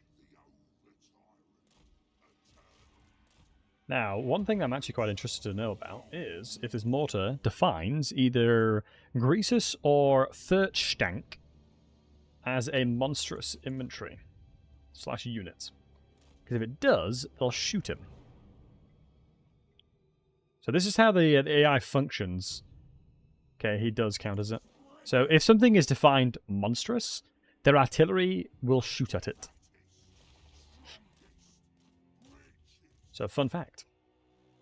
So we can just waste the mortar ammunition extremely easily now.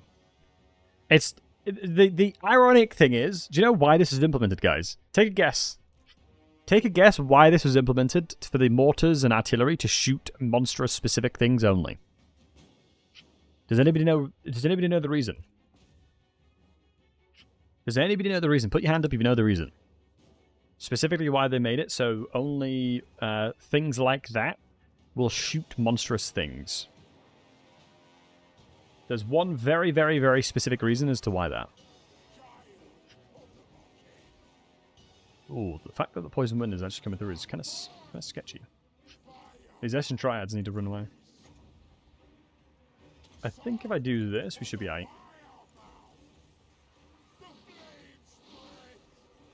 Yeah, Eshin Triads have such low HP.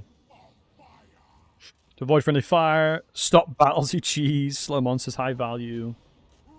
I mean, yeah, you guys nailed it, honestly. It's to stop cheese. Like, people... I mean, obviously, like, you know, prominent creators like Legend obviously brought a lot of attention to it. But, yeah, it's to effectively avoid the AI to get cheesed. But in actual fact, they made it easier to cheese. Which is the crazy thing. Like, I think the direct opposite effect was intended. Like, monstrous units like dragons and, like, ogres in general have a really easy time evading the hits of the mortars. Like, a really easy time. Which is just crazy. So I would argue that... I gotta evade the... Oh, honestly, I should have, like, held here and then used a Flamestorm on it. I'm a little bit afraid of my my mage's ability to survive this. Oh my god! Did he just shatter? Please say you shattered. Okay, thank god he shattered.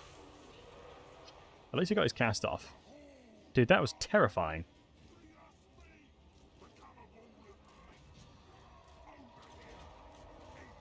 Dear god. Where did his HP go, by the way? Like, genuinely, where did his health disappear to? That was crazy. Yo, Bonji, thank you so much for the raid, man. I appreciate you, buddy. You had a fantastic stream, my friend. What were you up to, pal?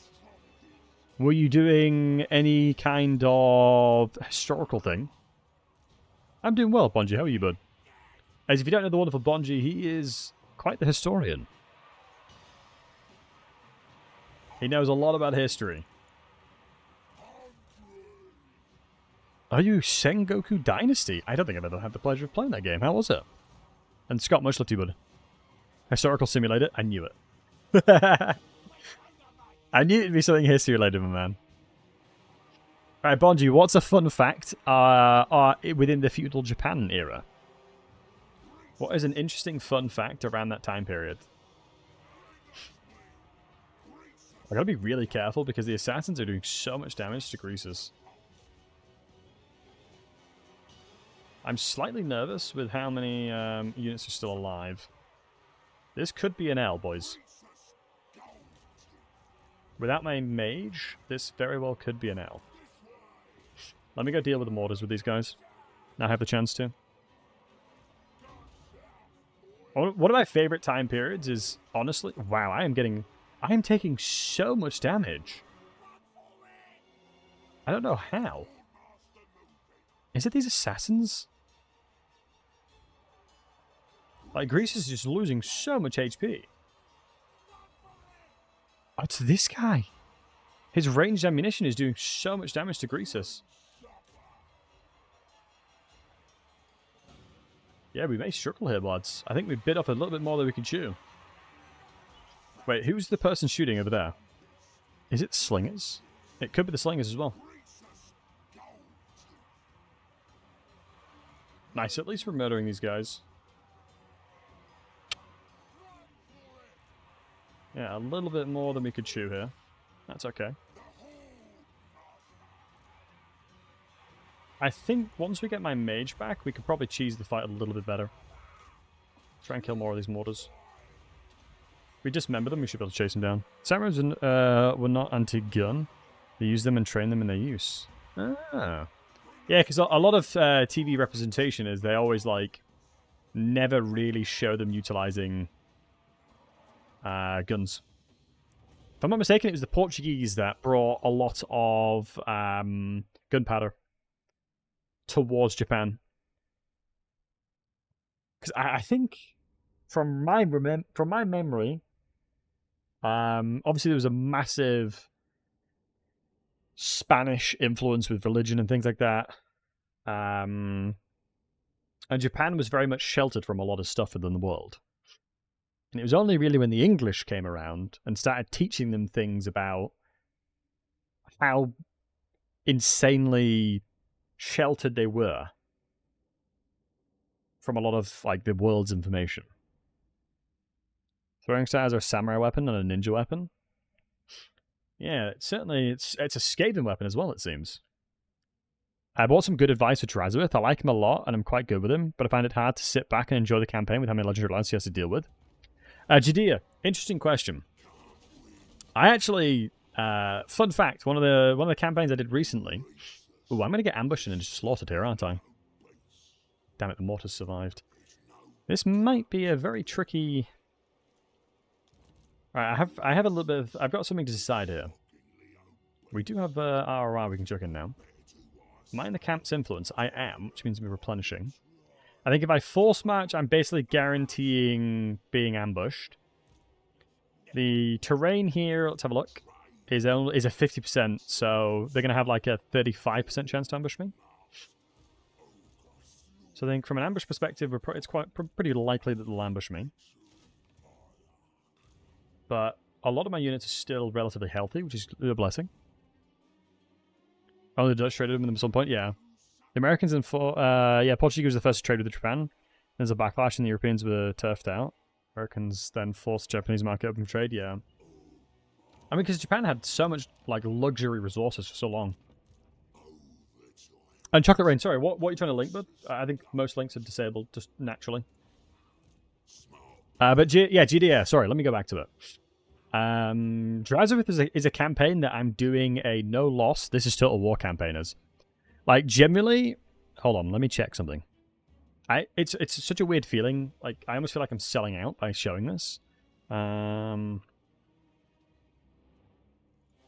But generally, I streamed a Drazowith campaign, and I effectively demonstrated how to play Drazowith in a no-loss, this is Total War situation. So I'm playing on Legendary Overhead as well, everything to the max. So in this situation, I effectively put myself in a scenario where it was the hardest possible situation I could put myself in as Drazowith specifically. And if you watch any of these streams, you will see how I play the early game out. I absolutely... I think I was very happy with how I did the early game, and I demonstrated how to get max value out of each individual unit you start with as well. And I effectively just demonstrated how to play the early game very, very well. So if you want to learn how to min-max as Drazowith, this live stream would definitely show you that. Because very quickly I got to the point where look, you can see I'm locked in, boys. I'm locked in. You can see by my shiny domium head. But anything, like, it's difficult to say because there's so many little things about Drazowith's campaign that makes him good. But I would probably argue probably the biggest core factors as to that makes Drazowith really, really good is the blunderbusses early. Blunderbusses early game, you just have to make sure to leverage them and utilize them properly. Like, his blunderbuss and Fireclave is really, really good. Like, he naturally has a pretty substantial advantage over most folks around him. Just because of the fact that you have a lot of strength within your army composition. Just clicked to post in the Discord as well. Oh, much love, Chocolate Rain. Appreciate you. Getting ambushed as melee focus army isn't even that bad. True, but it depends. Depends on how quickly you can avoid and get your units into a situation where you can defend yourself. But yeah, GDA, honestly, the biggest thing about Chaos Dwarves is just leveraging the strength of your units. You'll see oftentimes that I could kill like 2,000 people with my Thunderblasters alone. As long as you're taking advantage of elevation. Yeah, okay, my Lord came in. I think a Noblob situation is going to be needed here. Yep. It's a Noblob angle. It's a Noblob angle, Bobby. I'm going to sit in the corner and just laugh with the Flock of Dooms.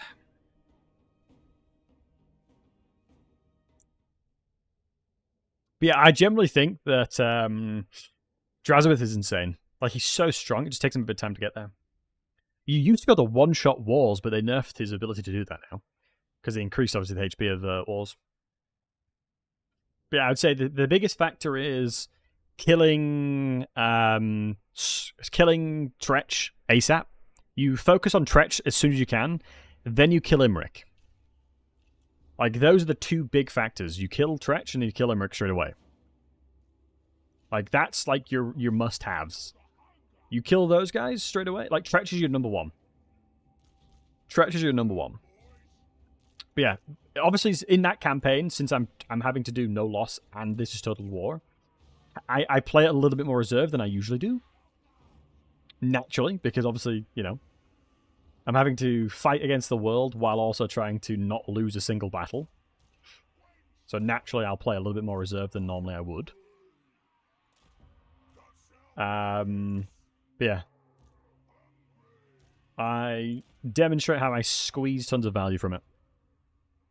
I'm actually really proud of that campaign. I'm uploading the VODs of it as well. Edited down VODs too. My editor kindly created those. Random, who's the editor, kindly curated those to VOD, so I'm going to be making a VOD channel with all those in. And thank you for making clips, Ren. Appreciate you, buddy. Let's get this guy stacked up a little bit more. It's impossible to lock him in combat. It's insane. Yeah, honestly, it's like Astrogoth used to be like the king of chore fighting, but Drazowith is just way better now. Anyone that has high HP pools, just like similar to kind of Imric, always performs really well inside of combat. And just being flying magic is just so good. Being a fly magic mans is obviously a very good thing to have. Also, in the situation where you're doing the noblobs like I'm doing here, you never want to stack an overcast Flock of Doom. It's a no-no. The only times you'll ever overcast Flock of Doom is if you're... I made a mistake here. I've stacked up too much. I've spread out too much. So what I'm going to do is I'm going to transition these guys to the side. So I'm going to have to push them towards the left here. Because right now I'm not getting double value, which is not good. I'm a little bit afraid of the reinforcements coming in. But you can see if I can push these guys over to this side, force them all to be a little bit closer to each other, I'll have a significantly easier time of executing the plan that I have. But you'll see now that one cast should cover both units, or both sides, which it does now. I've got to keep an eye on what's happening over here. But you can see, yeah, the guys on their outskirts here aren't being impacted by it. But this is sort of where Two Lords really comes into handy, because you can really, really quickly get to the point where you're killing entities. But you got to be really careful. You've got to be really, really, really, really, really, really careful. Because very quickly you'll run out of Winds of Magics. So once again, I'm going to have to just grab these guys and pull them towards the left. Because some of these buggers are being annoying. It's my own fault for deploying like I did in like a staggered manner. That's no one's fault but my own. But nice. Yeah, there you go. Now we're getting the value we're looking for. And we also managed to evade getting caught with my secondary lord here, which equally is just as big. So the other Ogre Bulls is like I'm kind of okay with them being attacked, but now the only problem is that I don't have enough Winds of Magic regeneration to cast in this way. Hey Zolbix. So you'll see my casting speed will slow down, but it should be fine. You can see the majority of the damage that I'm intending on doing has already been done. So now if we just... I think, honestly, at this angle, we can just probably guard mode everybody and just speed it up. Where have I been, lad? I described it at the beginning of my Twitch stream. But I guess, to give the TLDR, it's just struggling with physical and mental health. And yeah, having a bit of a hard time. But that being said, I'm gonna be consistently streaming now. We're back at it yet again. Also, this sucks so much that leadership is being crushed. I don't know how this has happened. My leadership has absolutely gotten smoked. If they chase them off with these saber tusks, I will be impressed. I'm very confused how that actually happened.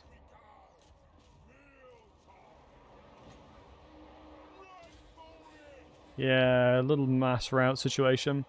I really, really am concerned for my units because this single Sabertusk unit can legitimately completely lose me the game if I don't get them back.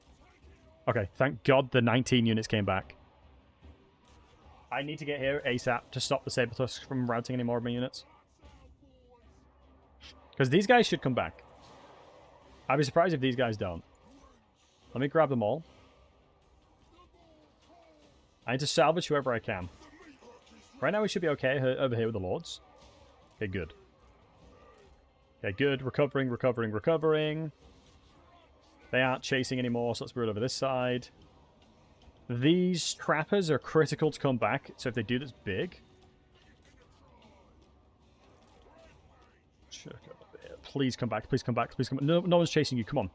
You have 42 leadership. Please, please, please, please, please, please, please, please, please, please. It's so bad if we lose them. Please come back, please come back. Okay. Okay, we're in a bit of a sticky situation now.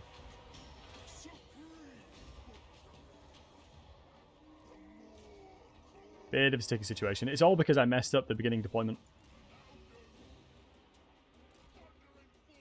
Like, genuinely, that was the problem.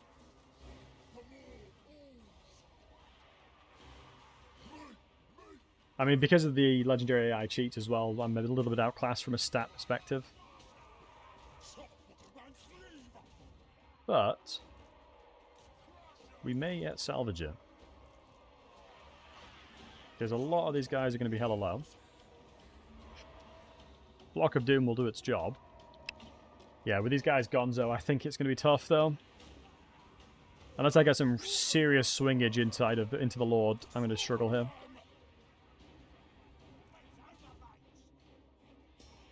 This looks winnable because we're attacking on multiple angles. My general... Yeah, main Lords are routed here. I would need one of the Slaughter Masters to be full HP. Yeah, we're going to be routed here. I mean... I think it's one of those things where I've tried to spread myself a little bit too thin. Because I killed Helm Ghost, which is obviously a good thing. You know, I'm happy I killed Ghost, but it means that my main fighting force is not available to defend my main armies, or like my main area, which makes it really hard to recover. Because I just needed them around my main settlements, but this is what limit testing is all about, boys. You know, this is where we learn the most, and that's important, right? It's important to limit test.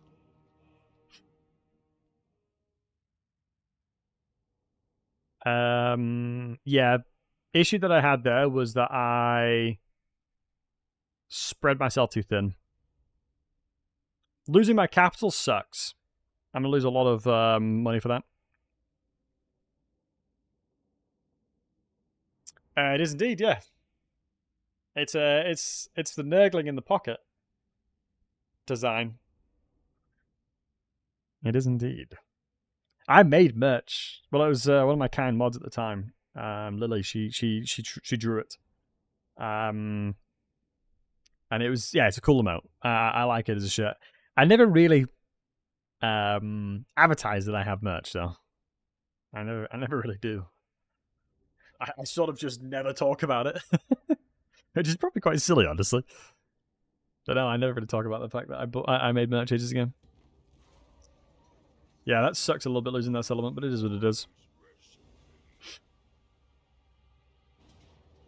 We got ambush as well. Yeah, I mean, what a good way to come back to the game, though, eh? I didn't auto-resolve the camp, and that's probably where all this problem's coming. What a welcome back to the game, getting battered. Love that. I mean, they definitely have made it a lot harder. But I think if I played more traditionally and didn't go for Helm Ghost, I'd have cleaned up all the area that I'm in. I think it's just more so me... Wow, instantly done it, because the second they do damage to you is when they you can attack them.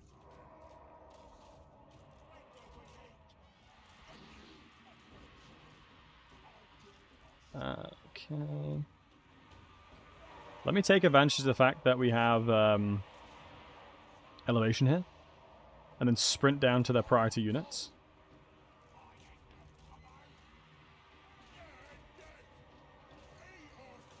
Let me go over here. Is there any water? No, none of the water that I'd be able to get in, though.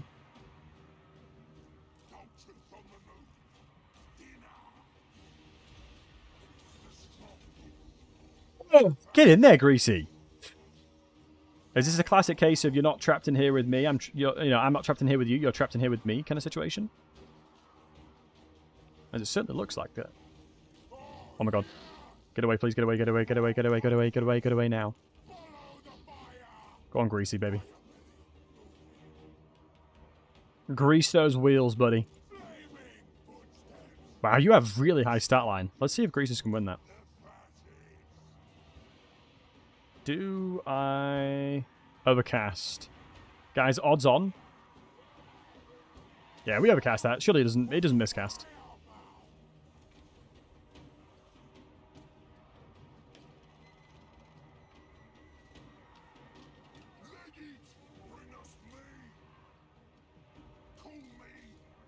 Uh-huh. That's fortunate. That is unfortunate. I mean, I honestly didn't even need to overcast. The depressing thing is I genuinely didn't even need to overcast that. I don't know why I even did. Genuinely didn't need to overcast that at all. In actual fact, I'm actively trolling. I think the damage, all I needed it to do was just to burn them.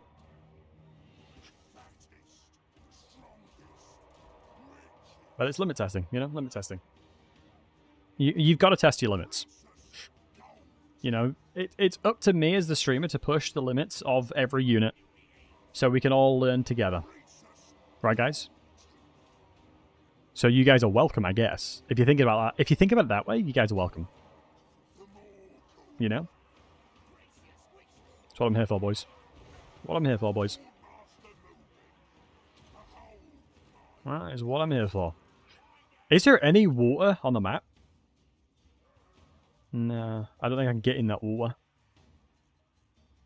Because I can heal them in water, right? Yeah. Does it revive? No.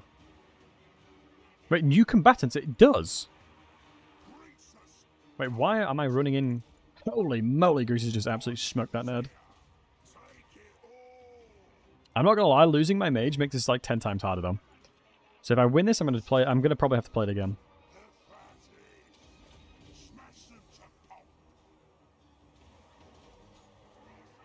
Yeah, them healing is kind of wild. Look at a little skirt. Grease is dead ass drifting on him real quick. Like, dead ass just drifted on these nerds real quick. Oosh. I mean, as long as I can keep this guy in combat, I'm fine. Because then he can't chuck daggers at me. Chuck daggers at me. Yeah, another hybrid dude. They are kind of scary, I won't lie. They are kind of scary.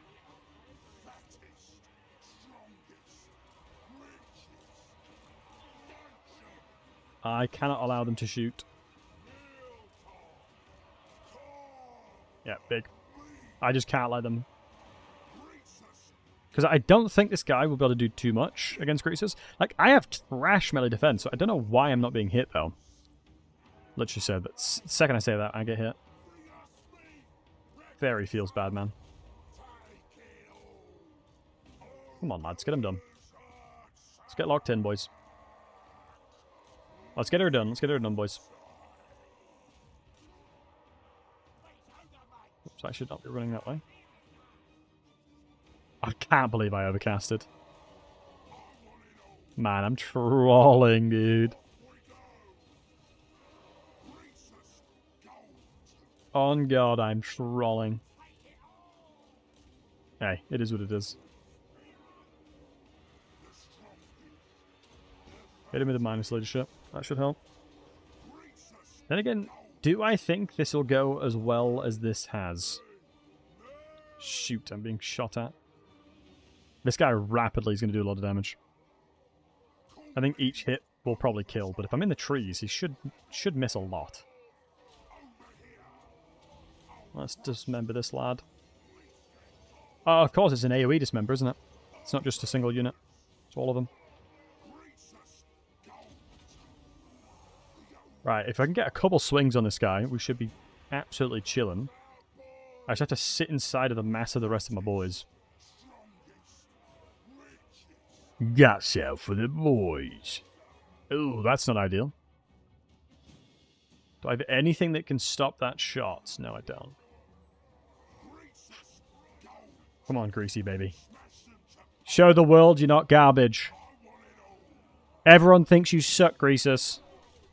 So I'm just telling what the chat says. This is what the chat thinks. Don't get mad at me. Don't shoot the messenger here. That's what the chat thinks. You guys will back me up, right? You guys will back me up on that, right? You think Greasus is really bad as a lord? Okay, this guy's actually getting some hits in. Charge bonus of 33, baby. Let's get it. Let's see it. Let's see it in action. Greasus, please, for the love of God, hit him. You're losing. Greasus, please.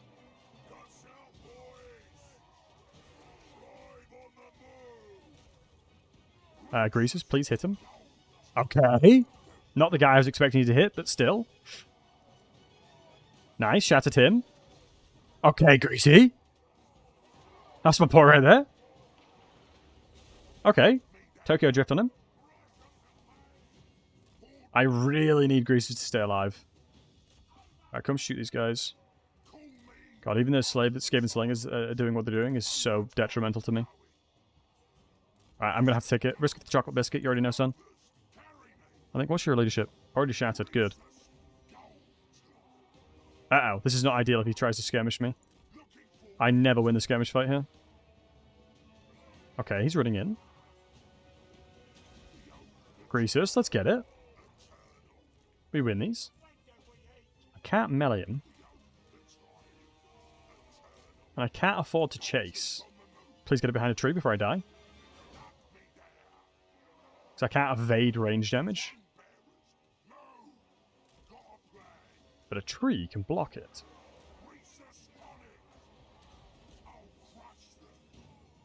Okay, dismember this guy. Staggering those guys.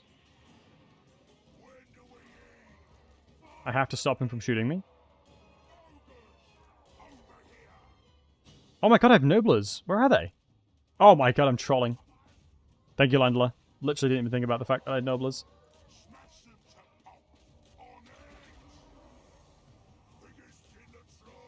Big vibe. I gotta ignore the fact that guy exists. I'm too slow to chase him. Come on, boys. Greasy, baby, come on. I wonder if they've routed because my AoE leadership evaded. Nah, they should still be in range. Come on, Greasus, man. Got to charge over this way. Please don't hit me, please don't hit me. Oh, shoot. Alright, we gotta pray, boys. 2 HP in a dream, 2 HP in a dream, 2 HP. Hit him once and he runs. Oh my god, Greasus, I love you. Don't die, 2 HP in a dream. Come on. No. God damns. He sucks so bad in combat. He sucks so bad in combat, man. Nah, I probably could have won if I used the nobles properly.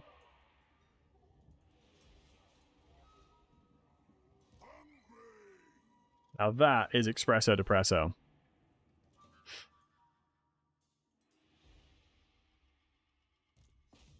I mean, I think I still have a chance of winning. I mean, the Iron Guts may clutch us out.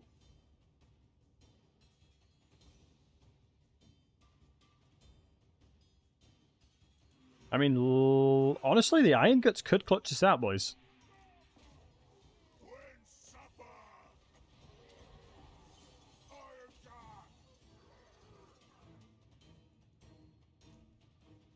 Come on.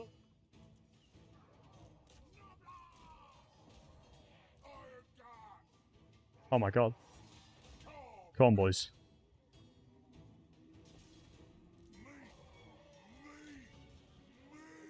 So if I win this, I've lost Greasus and I've lost my mage. If there were ever a definition of Pyrrhic, this would be it. I don't need all of them chasing, I just need one or two. Please don't rout. Oh my god, we've routed him. I won't be able to chase him though, he's 65 speed. Oh my god, we actually won. It's all Ogre now, boys. Wow, we actually won this. Holy. Is it even worth carrying on?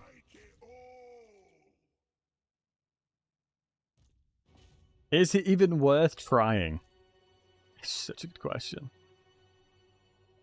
Yeah, you'd think in the new DLC they'll fix Greasus' ability to attack things. Wow.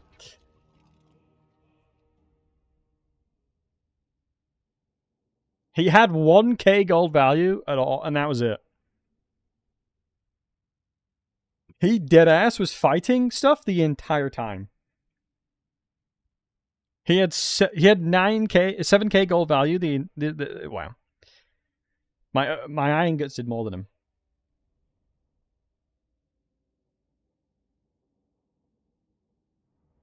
Yeah, that is so insane. I don't think a Legendary Lord in that situation that's melee-centric would do... I don't think there's any that I can think of that would perform worse.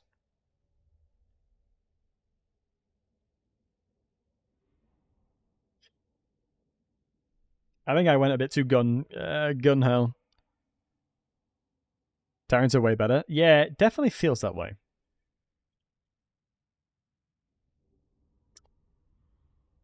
It definitely feels that Greasus struggles a lot.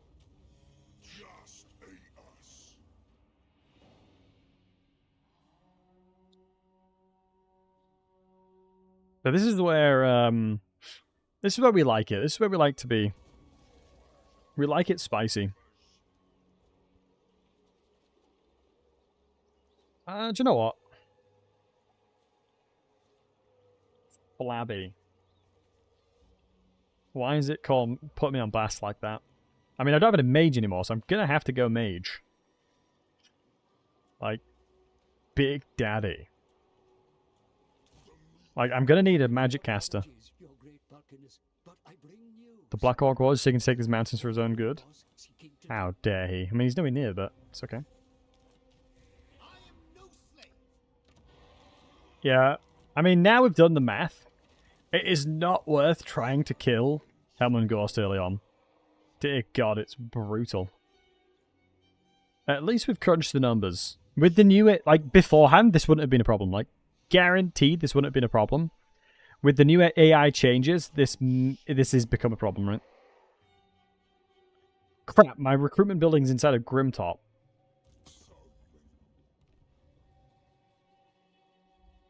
Yeah, with the AI changes, it makes it so much harder. Hey, Michael, good to see you, man.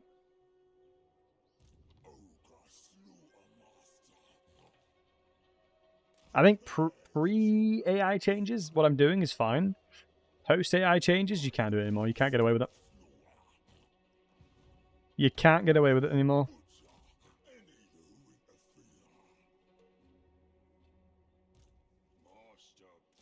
I don't think I can recruit them. I'm going to have to recruit Noblers.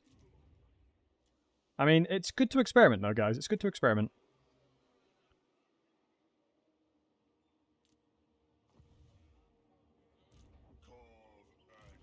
Alright, I know I'm never going to kill Helmengorst first in the Greasus campaign. Every single other campaign I've ever done, not lost to play all saves, like every other Greasus campaign I've done, wow, this is the last time I played, has been fine. I mean, this is the last time I probably played. It's been a while. Where is it? If I go to the last time I played Greasus, I feel like I did so well. It was so... Yeah, look. Last time I played him, I think it was so easy. But that was a long time ago. That was in May. Wow. I swear I've played him since then. Or does time fly that fast? Evidently it does. Because, yeah, strategically, you just need to, like, claim all of this land because it's free, basically. Like, if I were to have gone back to... I would say here, before I started moving towards Helm and Gorst, I think it was the... Nah, I honestly think because I genuinely... I don't think it's even that. I think it's just that I misplayed. I won't even try and cope. I won't even try and sit here and cope. I think I just misplayed.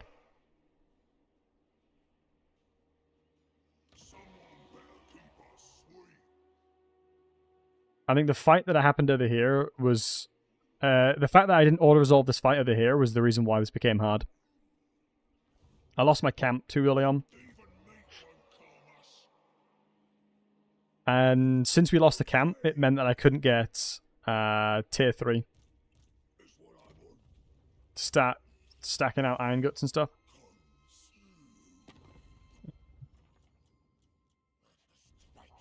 My ego got the better of me. AI recruits so quick now. Yeah, you can see. I think this lord here, him coming and attacking me as early as he has made this so much harder. Because they'll probably take Grim top, which would be smart if they did, because that's where I recruit. But I'd be interested to see if that's the decision that they'll make.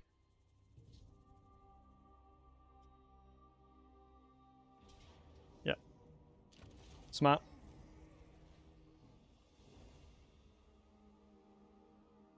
But I'm going to have to finish my dinner first. I'm going to have to kill the rats first. And then we'll recruit up and deal with this. Because I can't not kill them. Right? And since I don't have the capital here, I don't think I can actually... I don't think I can take it with what I have. They have too many lords and assassins. Yeah, assassins are really good against ogres. Not give the skip. Yeah, do you remember, like, when was this? Hold on, just humor me real quick, guys. Was it turn 5? I'll load back in, don't worry. Let me save real quick, just so I can go back to this, where I'm at. Alright, have you guys humor me real quick? Where was it? Was it here or here? Go to turn 6. Was it turn 6? I think turn 6 was roughly where we made some poor decisions. We made some pretty poor decisions. This is Warhammer, not Peace Hammer. I know. Is this new splash art? This looks new to me. I'd blame chat. Nah. I think I honestly just misplayed it. I haven't played campaign in like 3 months. I could have cheesed the fights a lot harder.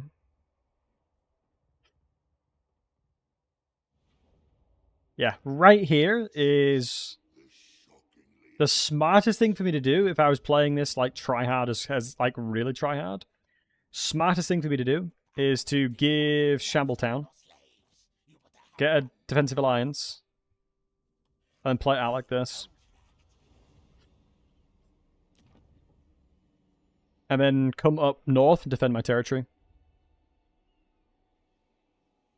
Nah, even that. I don't think I needed to. I mean, I'm recruiting here. We sandwich these guys, murder this camp. But it's the fact that this army's coming over in 3 turns. But we didn't know that.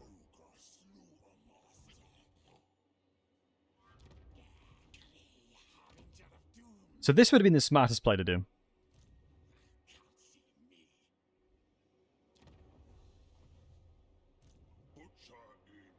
But this is total war, not total peace. You guys are alright. So in a perfect world, this is what I'd do. Because it allows me to... Because it gives such a giant buffer And it also means I can get some pretty tasty units. Yeah, I can get some warp fire throwers early on.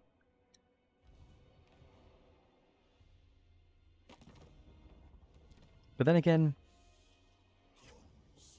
I just think I honestly think the problem here is I misplayed it. Genuinely. I don't think it's even that the attacking the Skaven wasn't the problem. I just misplayed it. I'm surprised how long Kugath is taking to expand, though. He seemingly had these two settlements for a while. It could be a similar situation where he just absorbs the settlements. As I know Thorgrim does on the Silver Road. He just absorbs the settlements, doesn't even attack them.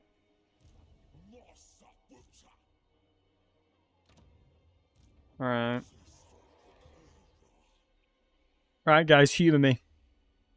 Type 1 in the chat if you want to go back to the original save and try and play out in a deficit. Or type 2 if you want me to play out in a perfect scenario.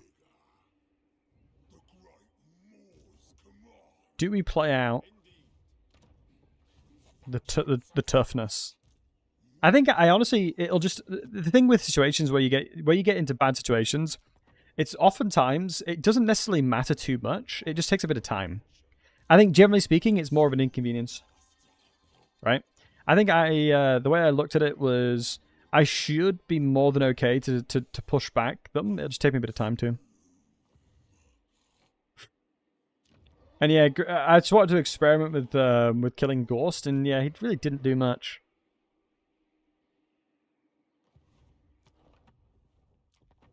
But losing my my main province sucks, but it is what it is. We'll recover.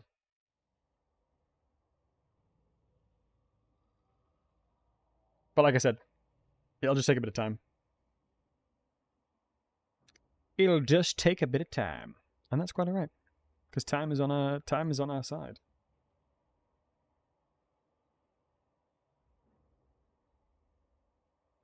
Yeah, I think Ghost was an easy kill anyway.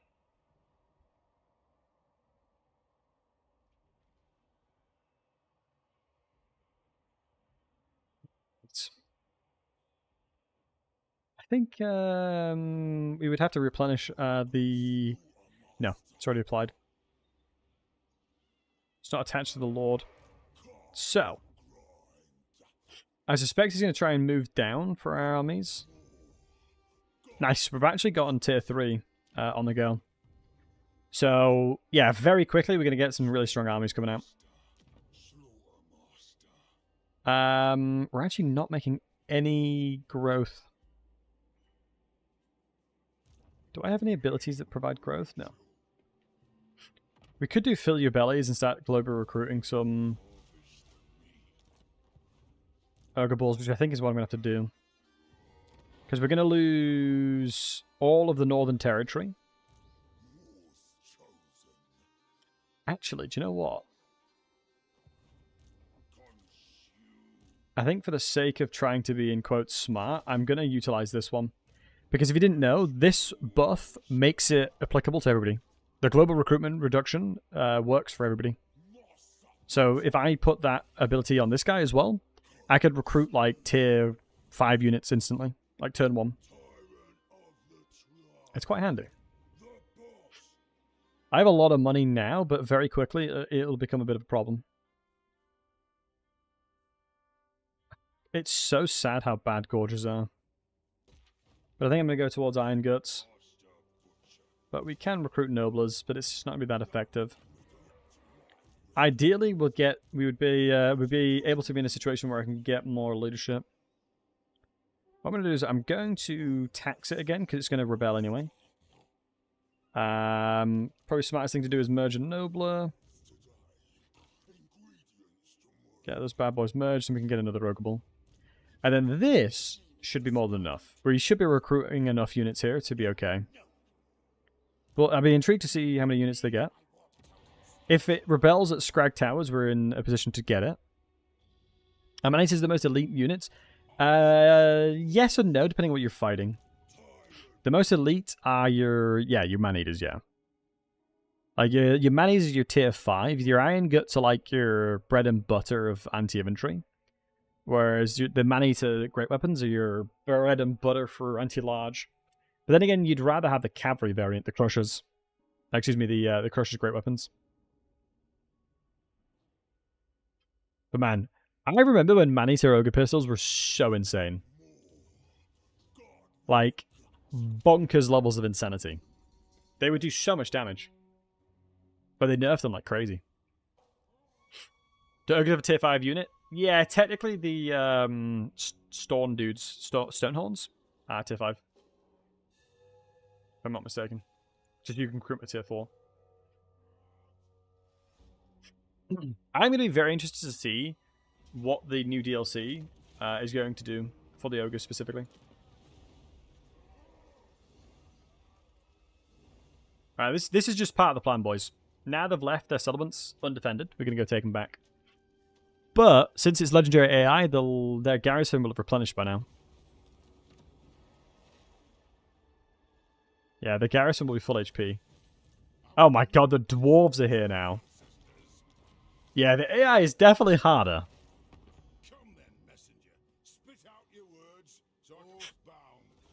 I'm going to have to try and get peace with the stunties for a bit. Dear god.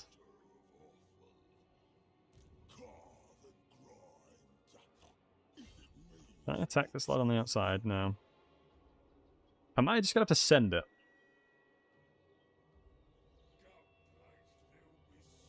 I silly? I'm still going to send it.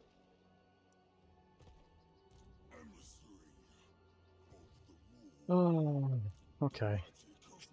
If I cheese this one, if I play it out better, we should be fine. I'm pretty sure.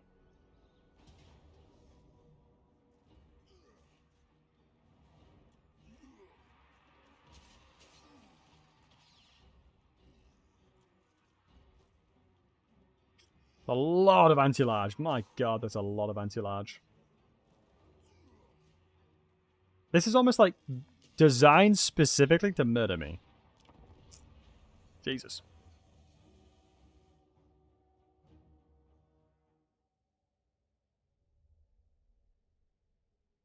It's good to be humbled once in a while in a campaign, you know?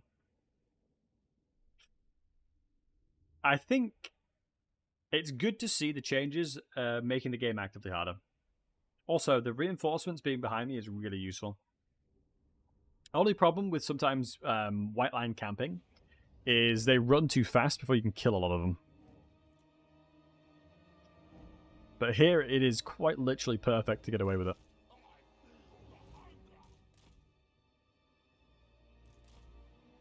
Like, this is designed to, well, although my Ogre Balls are going to be really weak in comparison. Because Greases has quite a lot of buffs for them.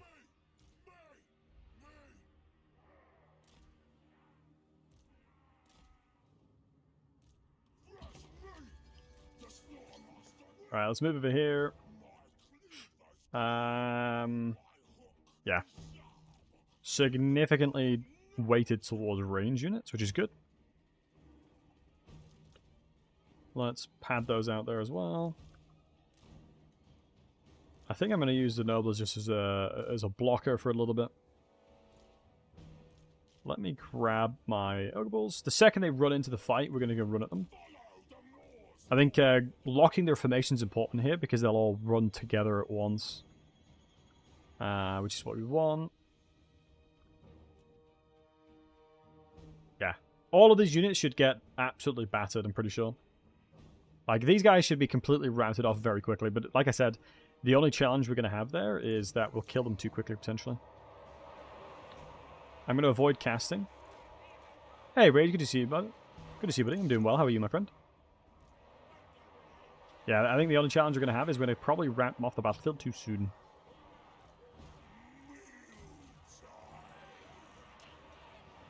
But yeah, we can't really afford to cast, because my entire purpose of what I'm trying to do here is murder all these guys, and then force them to blob around here, and then it's chef's kiss situation.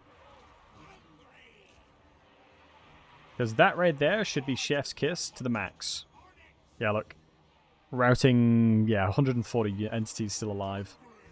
Because we need to get enough damage into them to start killing entities as well, which is the challenge. So these guys should start stacking up, and they'll be really stacked because of the terrain. So Flock of Doom value is going to be off the charts. We're capped. I think there is water on this map, if I'm not mistaken. Or there may be water. Nice. This is locked formation coming in handy as well. You'd love to see it. So they're instantly attacking the next target because they're locked in formation to support each other. So this should be now to... Should be okay. This might be a too many chefs in the kitchen situation. Too many units around. Let's pull them out real quick. And then let's select maybe my my veteran inventory and a couple of lads that are still nearby to send themselves back in. Just so we don't have too many attacking at once, otherwise we'll struggle. As long as this guy isn't casting, or excuse me, using his range damage, I'm completely fine with it.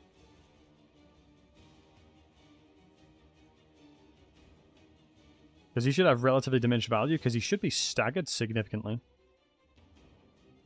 And I'm hoping these guys start moving towards us.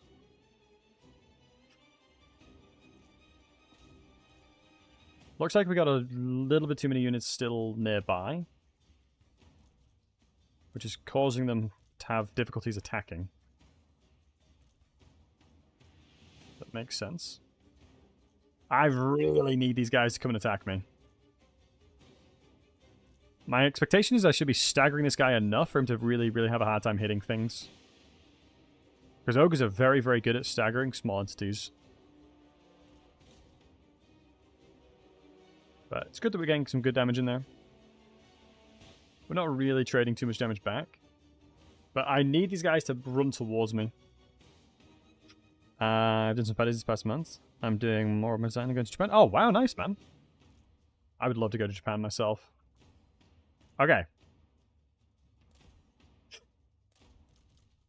Let us send my units that are sneaky beaky to try and get some damage dealt. I can kind of accept the Noblers to be the seppuku unit here. Because I need these 5 Flock of Dooms being casted on high priority targets. Like, there are too many units here for my units to handle. They have too much anti-large, right? If I try and fight these, like, traditionally, I'll just lose. But what we can do is use the fact that we have hidden units.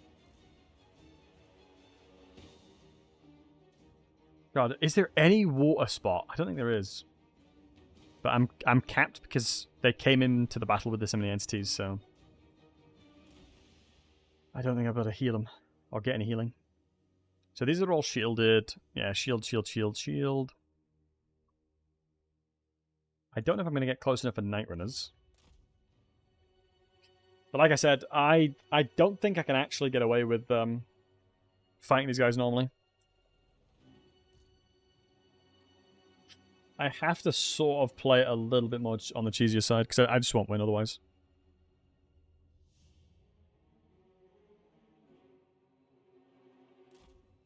Take Fire at Will off. I don't think we have Sniper, so we will be spotted the second we shoot. Okay, good. We should be faster. Yep, only just a little bit faster. Nice. So I'm trying to draw a few of their units towards me. I mean, it's kind of lame, but I literally have to do this, otherwise I just won't win. And then what we can do is pad out the big beefy lads.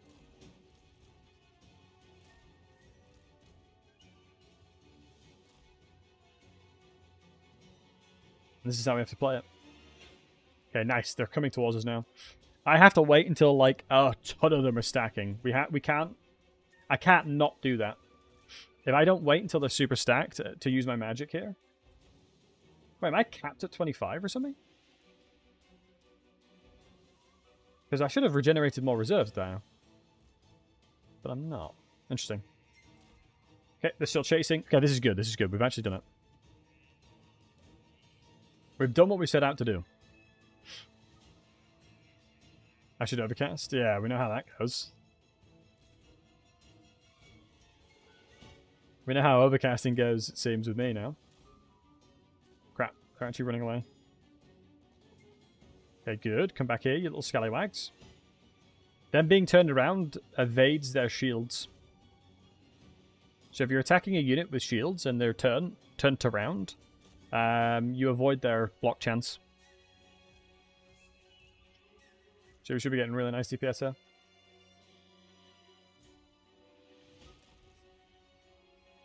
Big.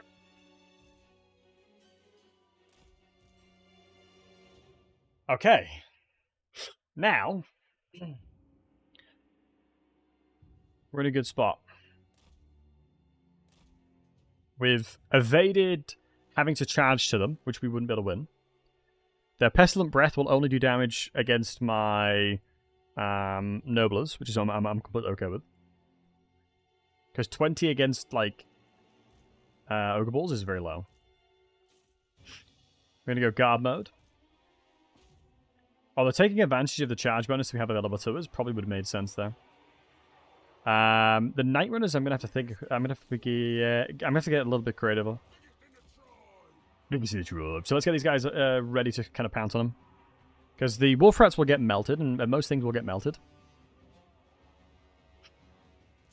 Yeah, I'm confused why I have 5 power reserves. It's just not letting, it's not giving me them. So what we do is you have to use you guys on the flank,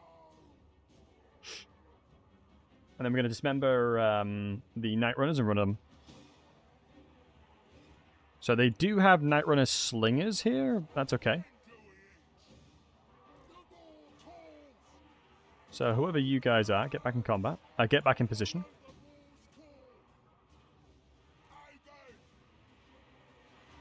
That's okay. So yeah, here's the mass filtering of units that we're looking for.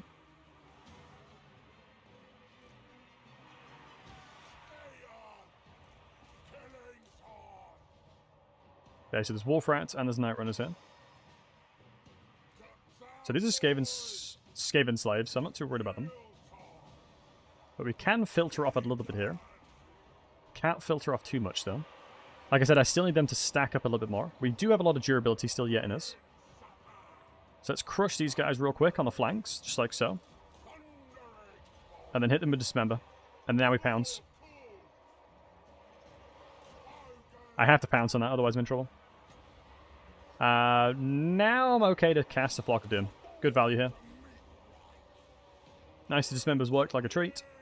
Hopefully we can get on top of these Night Runners. So now let's try and commit them to the melee. In a squeezed fight like this, ooh, the Stormbombers are here, so I'm going to struggle against them. Okay, hopefully the Night Runners are not running too much. Because I'll take like a relatively extended duel here. I will happily take a little bit of an extended duel there, just to take them out. Ideally, we'll filter them a little bit more than this. So let me filter them a little bit closer together. As I need better value than what I'm getting from Flock of Doom.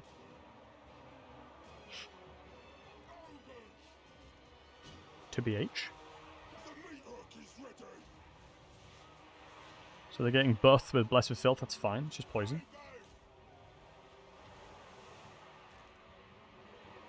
Okay.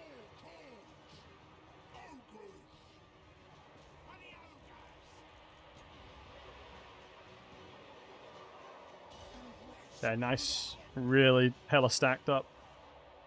Okay, Night Runners are routing. Let's kind of push them into the meat grinder here now. I can't really afford to lose any HP on my Lord, so I'm going to have to be careful there. Night Runners have lost a lot of entities, so they'll do significantly less damage now overall. I think these guys will do a lot of damage into me, but I think the Iron Guts will sustain that nicely. Stormbombers are taking a good amount of damage because the Nobles should be able to tank a reasonable amount. I think another Flock of Doom should be tasty here again. I think I'm going to focus on the entities that are currently in combat. Let's prioritize that. If I can get the Iron Guts onto the Night Runners, that might be nice. I think speed-wise, we actually should be faster. So I'm not too concerned there. Now we're just sort of trying to blow up. Nice, we've caught them again, which is good. I really, really want to just dismember here again. Because what I would love to do is sort of get these guys routed and then just use these guys as a battering ram to the sides. That'd be huge. But I don't know if their leadership is going to hold. If I can run away from this, this is huge. Because I should be so much faster than them. Like 59 movement speed? Like, goddamn. Just need to make sure that they're in a charge animation so they can get and replenish leadership. So that's the goal. Let's cast another Flock of Doom on them all. As long as it's hitting the Storm Bomb, and yeah, we're chilling. Good.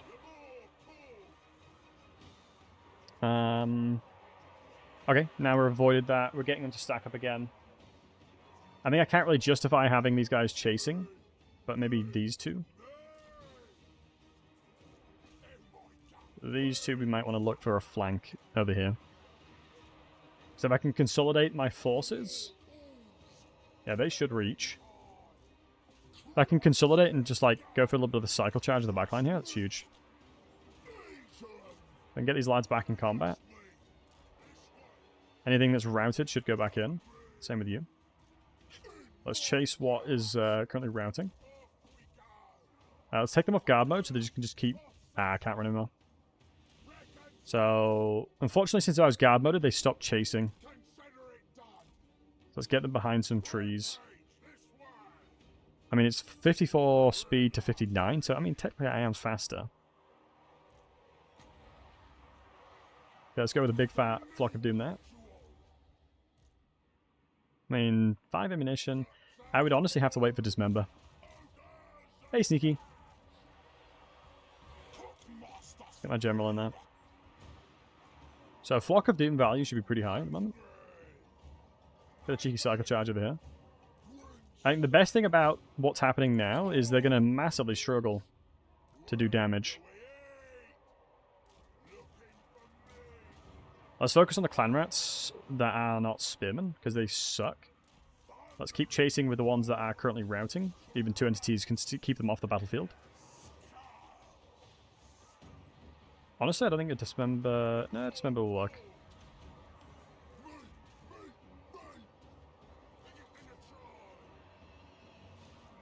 It's good. Write these ones off as well.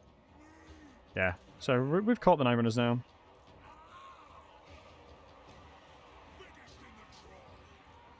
So we've flanked them here, so the leadership's going to massively start getting battered.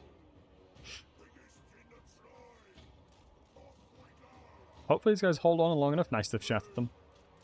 Let's avoid the spears for as long as we can.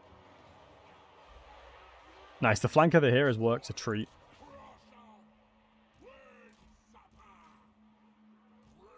Let's get another flank over here, because it's just going to hit the leadership, right? We're just looking to mess and play with their leadership. That's legitimately all we're trying to do now. You're going to be more potent on this side, because that flank from behind, boosh. Protecting the rear, minus 14. Goodbye. And that's what we're looking for, boys. Let's chase these units that are routing. Beautiful. Okay, that's what I'm up. That's what I'm talking about. So 26k value from Flock of Doom, pretty much exclusively, because we managed to stack them in a way that I could actually I could actually take advantage of it. I'm happy with that. I'm happy with that. That was more of a demonstration of the knowledge and and my ability as a Warhammer 3 player. Taking a really, really challenging fight, dissecting it up as much as possible, and taking the dub. I'd love to see it. Shame some of them are guard moded, so they weren't chasing. As at the end of battles like this, you really want to chase whatever you can, as it's so critical to kill whatever's possible.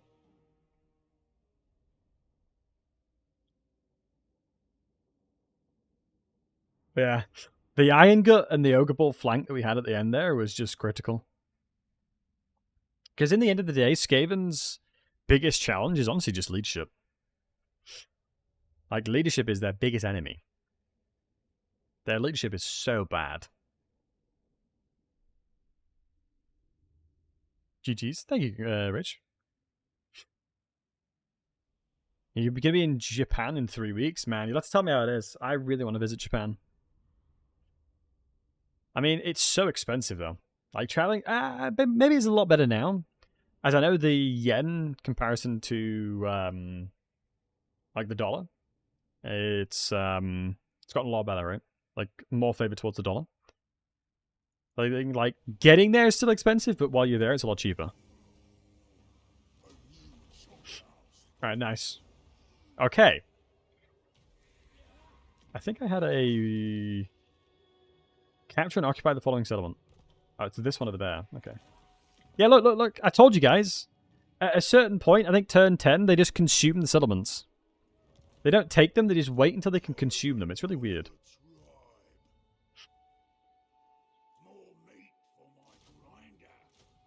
Like, I'm generally certain that's how it works.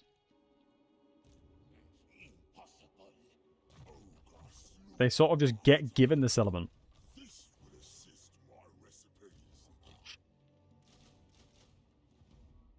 Right, nice. So, recovery. Malbob shall be defeated. When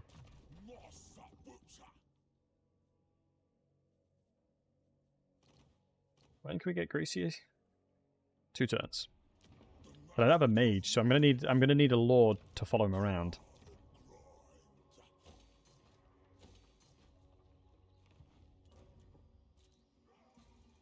It sucks we're gonna lose one of these settlements to a rebellion.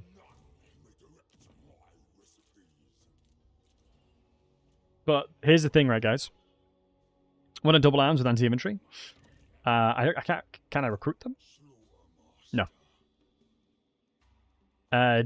If I had tier 2, so I'll say this is the content answer. So on purpose, I have made the campaign harder, and so I'm trying to show you guys what to do when you're behind. That's the reason. This is to demonstrate what to do when you're behind.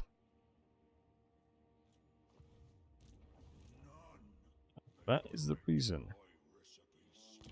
Right, guys?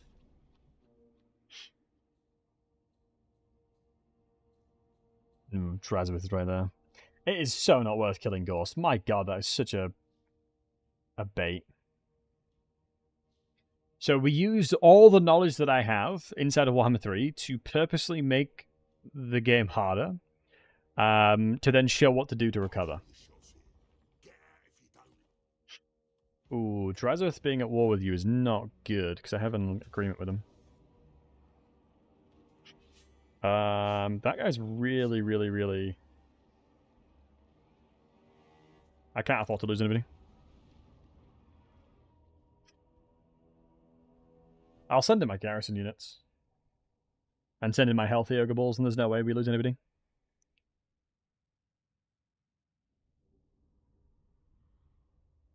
Because losing any entities at this point is going to be brutal. I think, generally, one of the best things you can do is just not be lazy in your campaign. Being lazy in your campaigns makes it so much harder to win. Right, so... You're healthy enough. So are you. So are you. Right, looks like these guys are the selected folks. Alongside all my garrison units.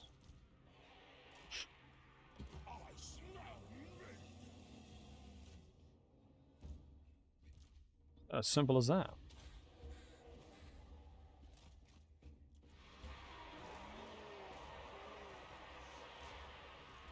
Yeah, here's the thing that always surprises me about locked formation sometimes. We need to push back towards their range units. It's the only thing that matters.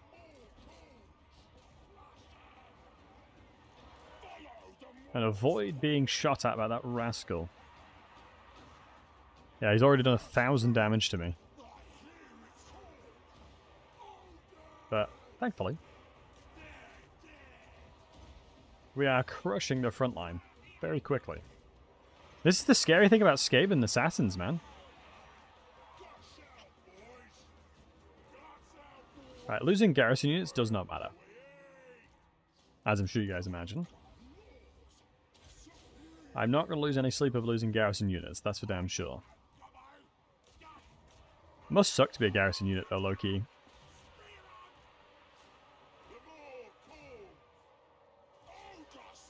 Barely scraping out of like an exceptionally hard fight. And then another full stack comes out and attacks you. Takes you captive for the 15th time. Come on, guys. Never talked to Muffins doing an Ashen run? Yeah. Man, I haven't played Ashen in a minute.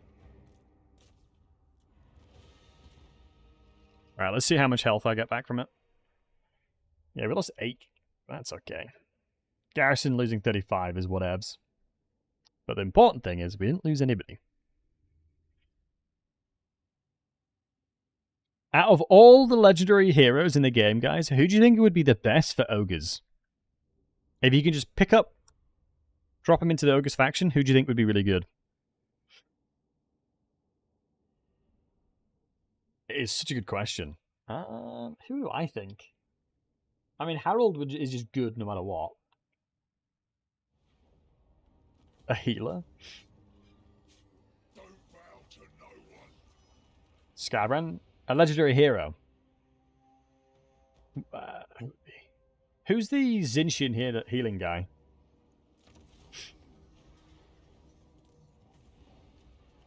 Oh, I should have fought that. Because now Gorse is back because of the rebellion. Lamau.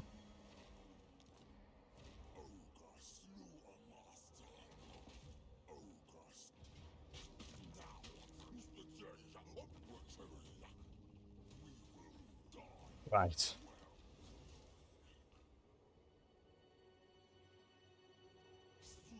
It's time to take back our terrain.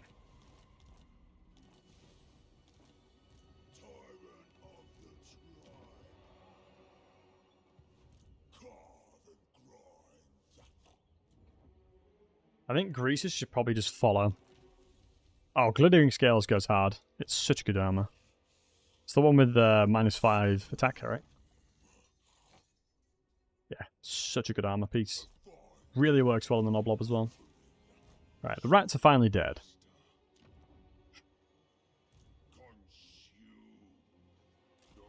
Right, let's see what we can find over here. Because a lot of his territory, technically, should be undefended. Which is where we can pounce. Wild Hearts.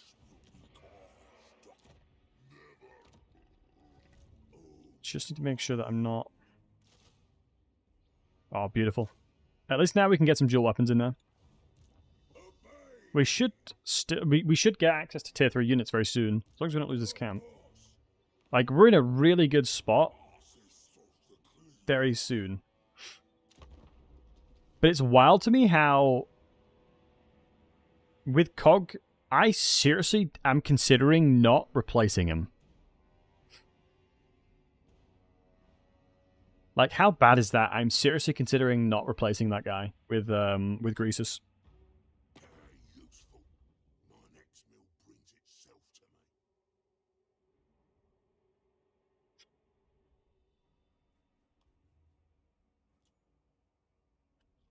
He wants peace treaty.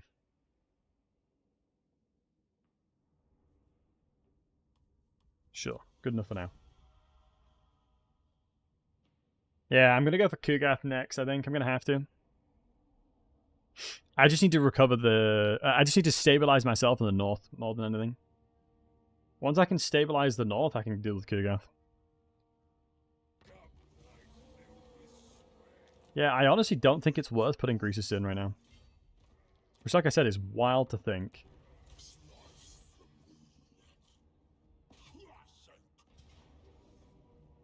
I just think Greasus just doesn't help me too much because I don't have a mage. I need tier 3 so I can get a mage again. Losing that mage sucked. If I have enough money, I can get the guy at level 10 again. Guys, does anybody know how much gold it costs for level 10? Also, Lamau has got an entire Noblob army. If this is a Beast Mage, low-key, the AI is cheating and copying my Noblob.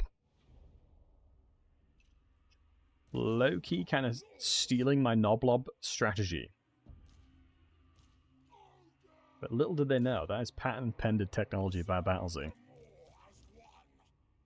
That has been patented and pended.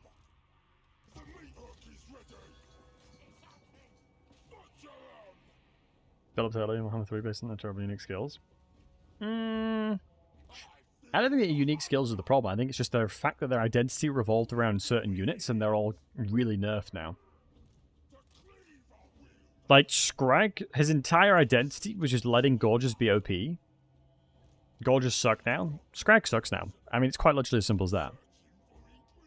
And, like, if you were to summarize what made the Ogres good to begin with, guys, what would you say? Like, if you were to TLDR summarize, in your opinion, why were the Ogres strong on release? For me, how I would summarize it is the roster in general. The Iron Blaster was so insanely overpowered. The Gorges, so insanely overpowered. The Manitors were so insanely overpowered. The Lead Belchers were very overpowered. The Manitors as a whole were overpowered. And then all they started doing was just gutting every single unit that was good bit by bit. And now you go back all the way to where we are now. All their unit in their roster is nerfed. Like, this is not me trying to flex. This is just to state how bad Ogres were. I think on the ranked ladder, I got to top 3 or something on the ladder. I was the top three player in the world. And I had like a 95% win rate with Ogres. Like, it was insane. Like, it was like a 95+% win rate. It was ridiculous. I just would never lose. And the only person I lost against was this Nurgle player who, oh man, he brought like a Fury Toad build and I just couldn't deal with it. And what the build composition was, it was Scrag with just his heal and his item, 4 Gorges in every single opener, and yeah, you literally just play around the fact that your Gorges kill everything. I mean, that quite literally summarized the build. Made you quit multiplayer? I'm not surprised, yeah. Oh, is it the Iron? They died to arrows? Oh yeah, they do now. The Ogres beforehand, like, it was a double Iron Blaster, quadruple Gorger, and then you would just never lose. Like, nobody in Domination can outvalue that. Genuinely, nobody can outvalue that. And the thing is, do you know the wild thing about it was? Do you know who patterned and theory crafted the overpowered Ogre build? There was one content creator that theory crafted and cooked. And I remember it because I went against him. No, it wasn't me. It wasn't me. It was a Koi. It was a Koi that cooked it. And I went against him as Kislev, and it was one of the most miserable experiences I've ever had in my entire life. I remember it. I remember it very well. This was around Warhammer 3 release. There was a big tournament against content creators, and a Koi absolutely battered me. Because he was ahead of the game. And then do you know what happened? Anticity copied a Koi's build and then won the tournament. I remember it. I remember it very well. I remember it literally like it was yesterday. I remember literally like it was yesterday. What was the build? He took an Iron Blaster and it's double Iron Blaster. Yep, he like theory crafted the double Iron Blaster build. And it worked so well because the Iron Blaster on release was literally like a sniper and it'd kill anything. You shoot anything, it kills anything. It was as simple as that. Like, the level of overpoweredness the Iron Blaster was, it was ridiculous. Like, imagine the mortar Like the mortars that the Chaos Dwarves have. But put that all into single target damage, and that's literally what happened. Sounds like a skill issue. I wonder if the Koi streamed it. I would imagine he probably would have done, as part of being a content creator. But, like, it was insane, man.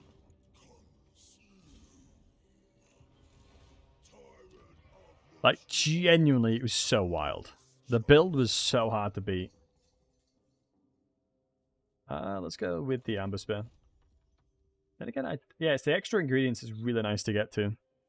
But I honestly think at this point, I'm probably better off just going into buffing my units now. Then again, I think I'm going to probably want to hand over the units to Greasus. And then the mage follows. Yeah, that makes more sense. I defended like crazy? No, you didn't even need to defend them, because they would just kill everything. Like, I'm not even kidding when I say this. You didn't even need to defend them, because you would just kill anything that came near you anyway.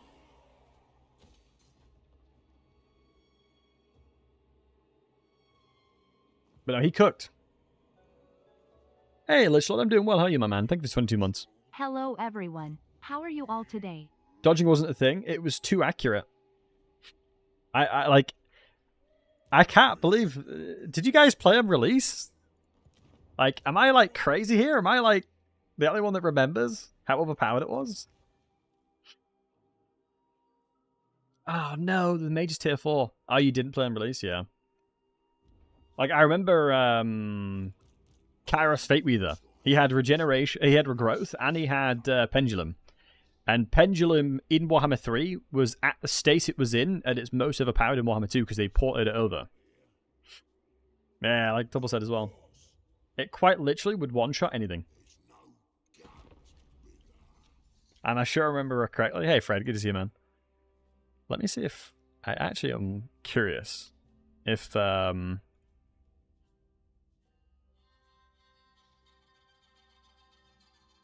really, really, really hope McCoy streamed it. Because this was so long ago.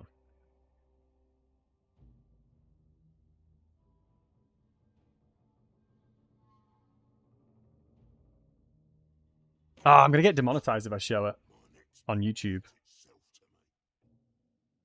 Damn it. I'm just checking to see if the video, him fighting me, is here. He goes against a guy called Fridge Gaming. Wow, he goes against Flying Taco. That is a hard matchup, man. Goes against a guy called Blank. Oh, no, this is not it. This is not it. It's later on. I was going to say, those, they don't look right.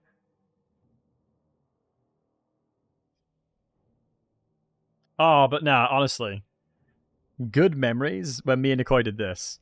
The head-to-head versus Torin and Poon. And we won. We actually won this. When me and Nikoi did it. 2 years ago. It's crazy. So wild to think about that. Where is it? I'm actually curious to see if he did. I'm curious to see if he actually live streamed it. I don't think he did. No, I don't think he did. Ah, that's such a shame, man. But the me and him versus Turin and Poon was such a banger.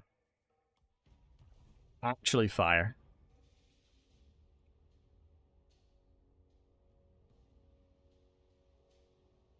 You should guest star in Dander's Monsters and Fred podcast. I'm not cool enough.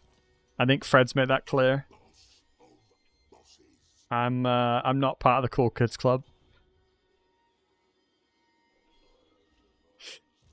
But it is what it is, you know. Maybe someday I'll be cool enough to be on that podcast. Wow, Kugath is running right here. Is he at war with anybody? Oh wow, he's at war with the Sons of the Mountain. That doesn't actually go... That's not actually that terrible for me.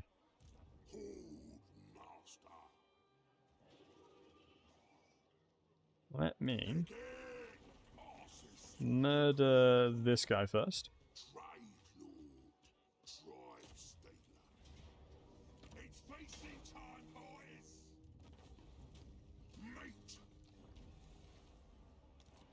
I spat on you when you try to ask. Yeah, that sounds about right.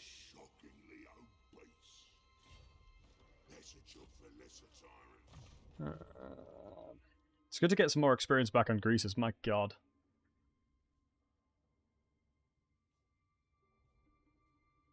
I think I'm going to have to just accept the fact that I just need to give him more HP now.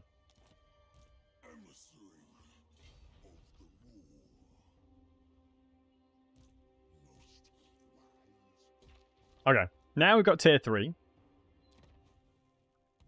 Damn it, I'm too poor. I'm too goddamn poor. Oh, I can confederate them now. Oh, because bloody Drazowith is sieging him. If I declare war on Imric.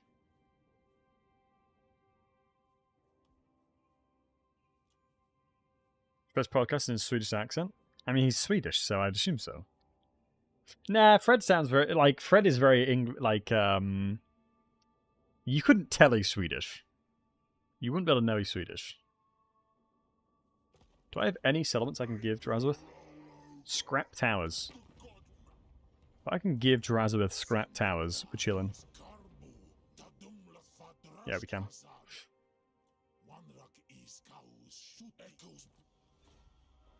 Alright, defensive alliance. And then can we confederate this? Yes, we can. Okay. Oh no, there's a double razor sack situation. So this is a tier 2.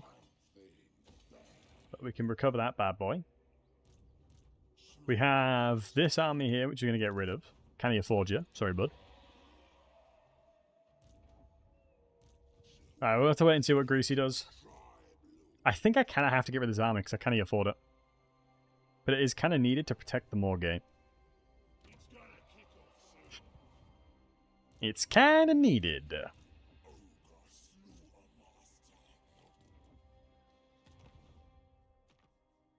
Ooh, I'm able to get some really nice units here. Black Fortress. Blunderbuss is goes pretty hard. The idea of having blunderbusses is very interesting.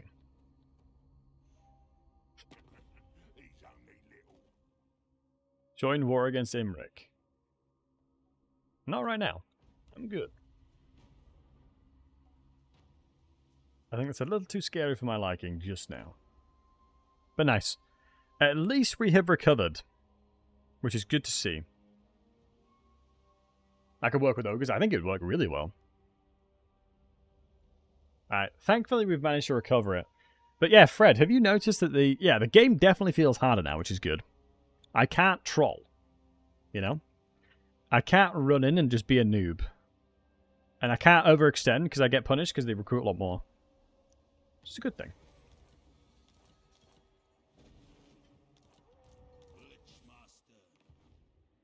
Dumithy, are you looking into a mirror, my friend? Because you certainly must be. To have a comment like that. Good step in the right direction? Yeah, for sure.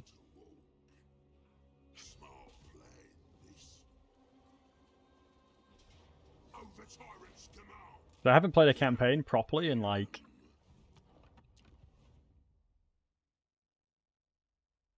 almost 3 months.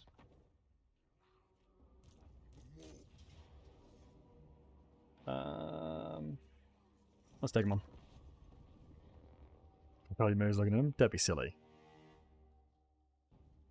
I think what we might do, boys, is play a bit of Bannerlord as well.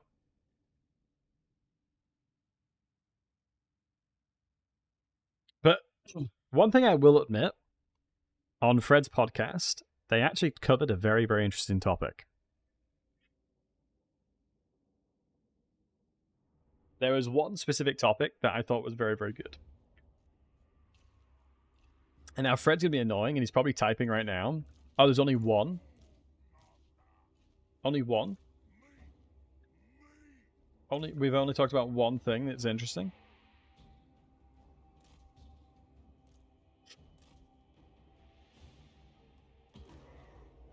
But yeah, there was one thing that I actually watched the entirety of. Living on complete on Corpo Buzzwords. Yeah, that sounds about right. Old Realms mod, Stormhammer, you nailed it.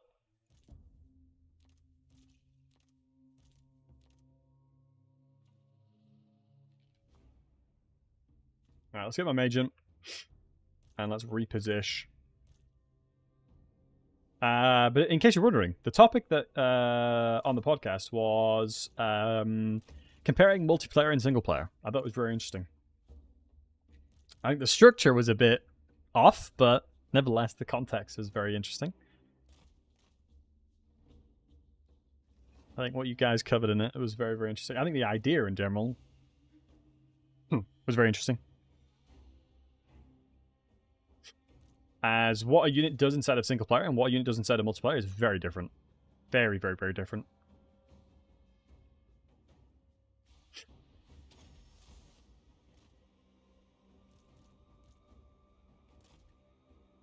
Because what I need to start doing is practicing again for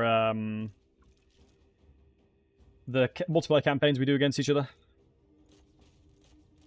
Like, how many of you guys in the chat would be up for a multiplayer campaign against me? Or like a random FFA or something? I think an FFA would be fun again. Get stuck into it.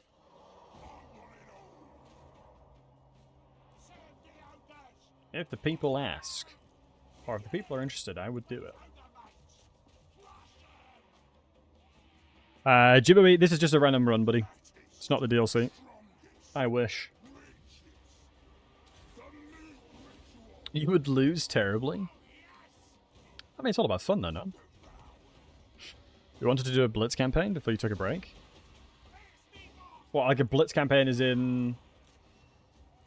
One thing I, like, out of all the campaigns I would love to try is one where you guys could jump into the campaign, do like 10 turns, and it would instantly, seamlessly replace with other people. Yeah, Mitchell the Third, how are we doing, handsome? Good to see you, buddy. Oh, of course, 2-minute swans. Yeah, the 2-minute timer. I feel like the only thing that does is just cause chaos and then takes a little bit of skill away from it. But then again, I guess you could consider the skill is then, you know, doing things quickly. So you wouldn't be able to really cheese any stuff, which is probably a good thing. Because here I am, you know, trading about 1,000 settlements for tons of money in alliances and then declaring war and stuff. Taking like 10 minutes per turn. The netcode doesn't even hold for regular campaigns. If you use VPNs, it does. Using VPNs actually works. I think the homies in the chats can attest to that.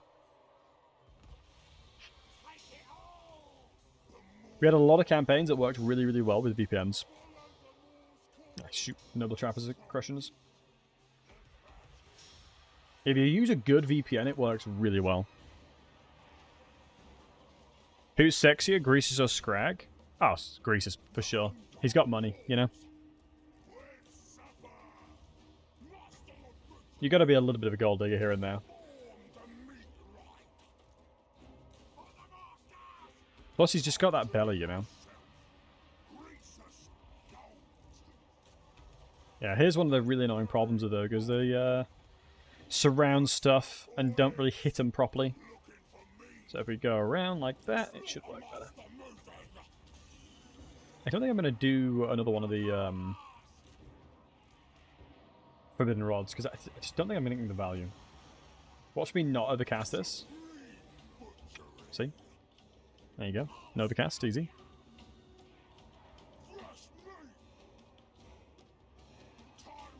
It is like Greases has been in combat this entire time, and he has 2,000 damage. Just wanted to let that out. Yeah, Wrath. This guy's the only one who complains because like smart guys, but he lives with his mum and he's a very specific planet has certain historical factions could have won wars they famously lost. Yeah, Scrag's the nice guy of Warhammer. And a fat off who would win, Grom or Greasus? Oh, Greasus for sure. I feel like Grom is big and fat for a gobbo. But, you know, ogres are just so much bigger and fatter than Grom is. He claims to be the biggest and the fattest, but let's be honest now. You know. That only gets you so far. Greasus would eat him. I would suspect he would as well, yeah. It's like apples and oranges, right? Unfortunately, Grom is just a gobbo.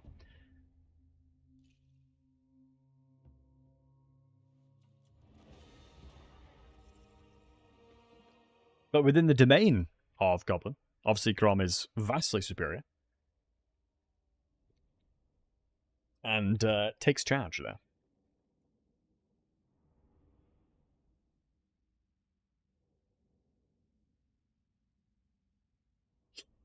I mean, it's mad that Greasus managed to murder loads of Titans and steal loads of stuff from them, which is the reason why he's one of the richest characters in the game.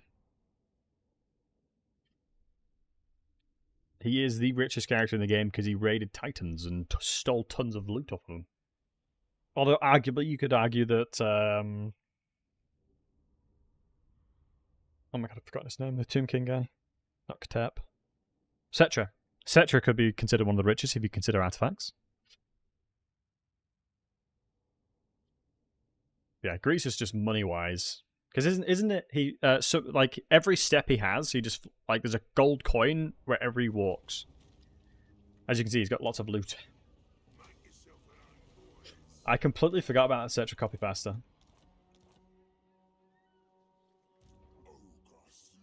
I'm pretty sure it has a limit. You should only be able to use it so much. If I'm not mistaken.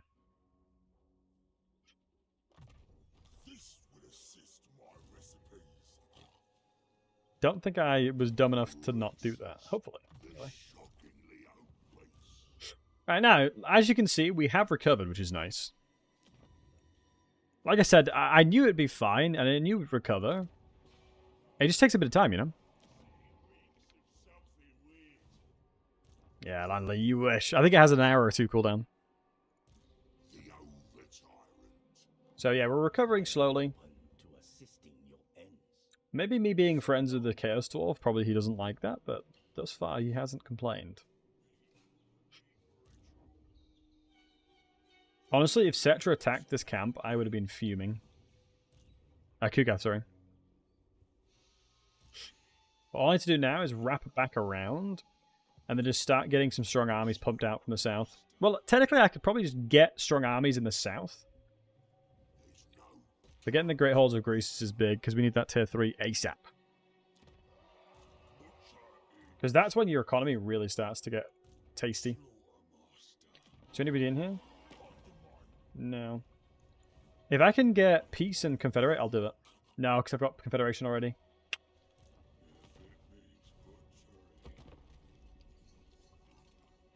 Got Cetra on the brain now. Yeah, Cetra does that. He has that kind of effect. Playing the Pharaoh Dynasties and finding it hard to adjust from Warhammer 3. I don't blame you, yeah. I think Pharaoh Dynasties is actually a decent game in isolation. I just think Warhammer 3 is just better. Like, as a streamer, I mean, I can't really say this because I took a two month, well, 70-day hiatus. It's good to have as a gamer as a whole, it's good to have a refreshing change or a variance in, you know, playing. Nice. We don't eat fruit or veg is big. Ooh, lack of meat attrition. Good.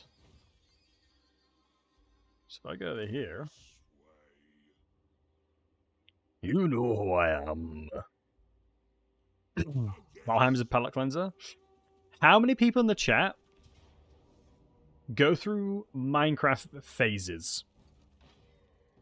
Deadass, I go through a Minecraft phase And I get hardcore locked into Minecraft for like 2 weeks, like every year, without fail. Without fail, I have a Minecraft phase that consumes my life at some point each year. It's like a drug. In fact, you had it recently, Dizzy. Nice. You've never played Minecraft. Wow. Diggy diggy hole. I mean, the crazy thing is, I grew up watching Yogscast, and I was raided by Yogscast, which is how I actually ended up becoming a CA content creator. Ages ago. Like 2-3 years ago. No, 4 years ago now. So, the original requirements was actually 750 followers on Twitch. And I think I had like 600. And then I got a raid from Yogscast, and I think I got like 100 or 150, which gave me enough. I applied and got it. Also, it was weird because, you know, Yogscast is something I've watched. Like, I watched all their Minecraft stuff when I was younger. Watching them back as Lewis and Simon. Didn't watch them since like 2011. Yeah, they stream every Wednesday, I think. Warhammer. If I'm not mistaken, every single Wednesday they play Warhammer 3. I think they call it Warhammer Wednesdays. So it's still like hella feels good, man. But it was still, I think it was the biggest raid I've ever had. Maybe second biggest now. Lewis and Simon, one of the 10 guys. I think it's Tom. And Harry, I think he's called? I can't recall. It's been such a long time since I've watched. Been such a long time. Alright, let's get the mage over. I think I could just straight up beat them up. Because they should have leadership issues, or definite problems with the fact that they have very limited limited food.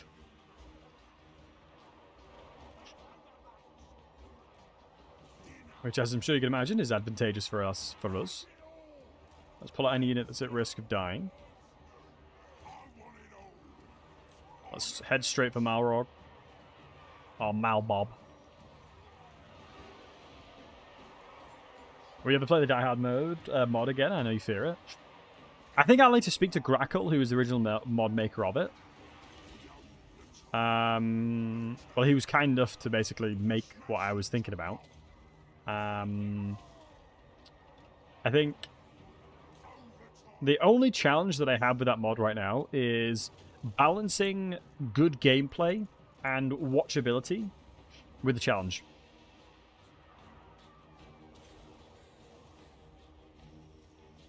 I think that's the biggest challenge I have, right? It needs to be interesting to watch. And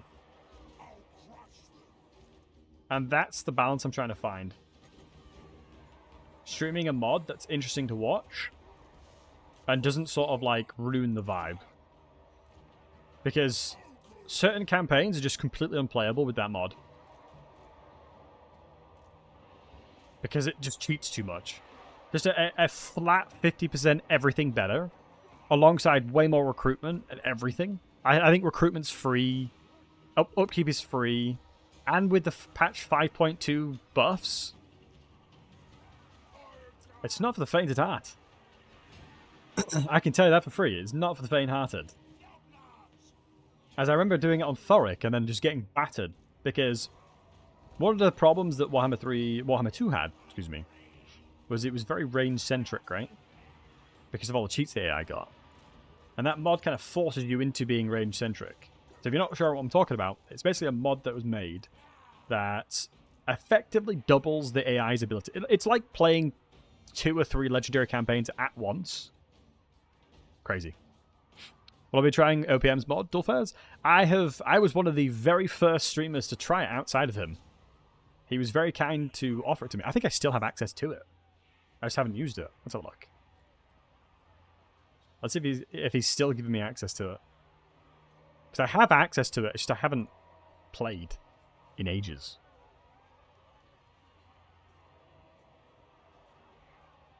Let's see if I still have access to it. Yeah, children's a chat. Yeah, I still have access to it. Although I'd have to check with him first because I wouldn't want to stream it. Him being annoyed. But yeah, we've done it a few times. We've played that mod a few times. It's really good fun. I think equally, I'm trying to find the balance between playability and watchability. Because, like, when I say this, I mean this. I genuinely do not care about, like, whatever I'm doing as long as you guys are having fun. Genuinely.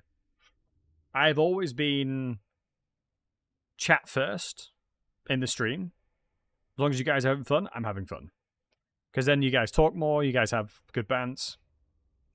It's like a good balance, you know? And so as long as you guys enjoy watching, then I'll play out. Should I do Leagues into Nagash? I have, but not recently. I know they buffed and changed a lot in that mod. Hot tub stream soon.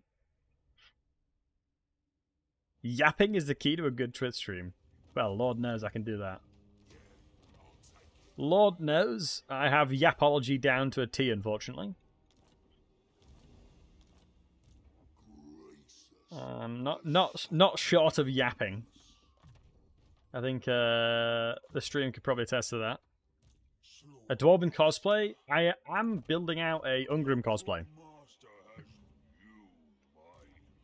Do not shame your ancestors, die, brethren. To die in battle. My name is Ungrim Iron Fist. You shall perish.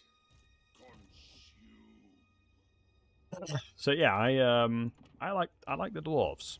We are intending on making a cosplay, like I said, of it. But it's taking a lot longer than I thought. Ungrim full map conquest. I would certainly do a specific spicy campaign of that. Bought Vermintide yesterday. Vermintide 2 Versus came out officially. Nice! Yeah, the Vermintide stuff looks pretty dope. I might have to play it. Ah, shoot. Did I not give this guy experience? Damn it, I should have given this guy experience as well. It's fine. Yeah, Vermintide 2 is a really good game. I would recommend it to anybody. Right, thankfully we've got Joraz over there. If he takes Nobletown, which he has, I'm going to kill him in that settlement.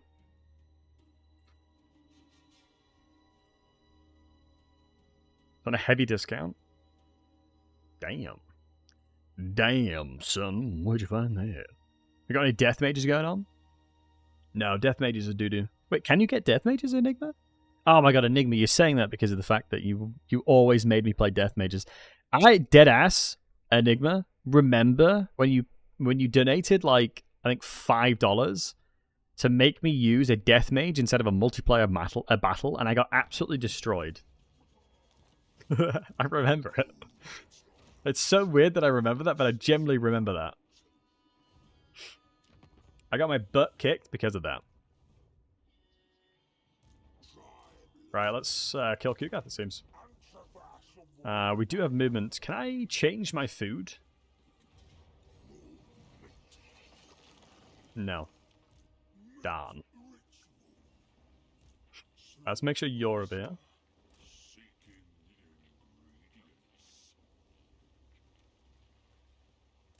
Do you need to be force matched? Probably didn't.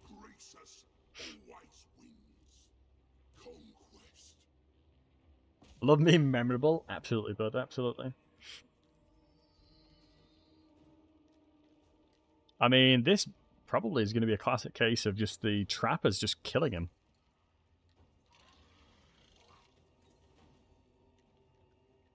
I'm actually going to be very intrigued to see how useful Grease is going to be against Kugath. I'm going to be intrigued to see if Greasus is useful against Kugath. Because technically, this is the kind of fight that Greasus should excel at. On a technicality.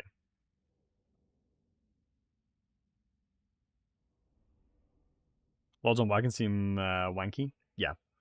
Very janky indeed.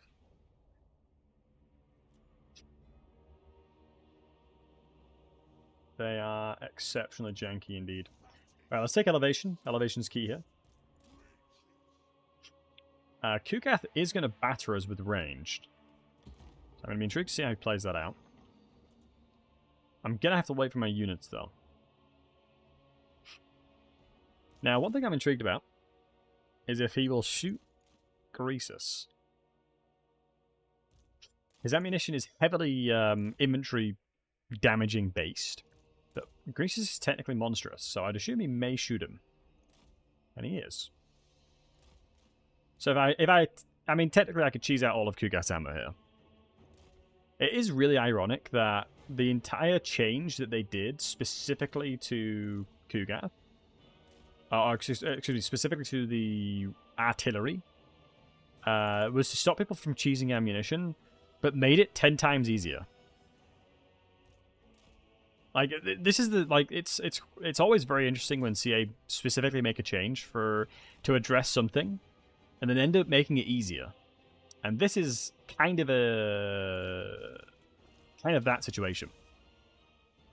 Because the entire purpose of what they try to achieve with the ammunition changes is to stop you from cheesing ammunition with anybody. So single entity lords that were really small could cheese ammo very, very easily. But then they shifted it for it to be monstrous only. And anything that's considered monstrous, artillery will shoot at. So, Greasus, dragons, anything defined monstrous in the game, they will shoot at. 1.5 is just cheesing ammo. Yeah, there you go, yeah. One of my favorite videos, one of my favorite things Legend that I've seen do is the eagle swooping. That is just magical. You think this use unit count? Oh, and thanks for the follow, man. Appreciate you. Unit count in what way? If it's more than one? Or like if it's more than a certain amount? Because then you get into a realm where things that should be shot don't get shot then. Because, for example, Beasts of Nurgles and things like that, like single entities like Kadai Destroyers, Dread Saurians, would not get shot in that scenario when they should be. Right? So that's when it gets really awkward. Is that, yes, it doesn't make sense that it happens the way it happens. But then you completely add so much layer of complexities onto it by using the unit count. Because then it probably gets even easier. Unintentionally, right? That's like the entire thing. A lot of these changes will unintentionally do that. Also, yeah, I love the fact that it is actually Nurglings he's throwing. Have I seen Arcane? No. I've seen some of Season 1, but I'm waiting for my partner to watch it. As I think my partner would want to watch it together.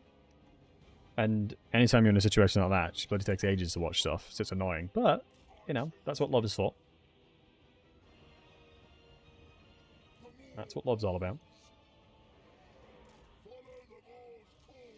I gotta have watched all of it by now, but I have to wait. Alright, let's stack up. And then get ready for pain. I don't think Kugath has his Mortis Engine yet. And that is it. And then we'll move up. Double Flock of Doom situation is going to be very difficult for them to deal with.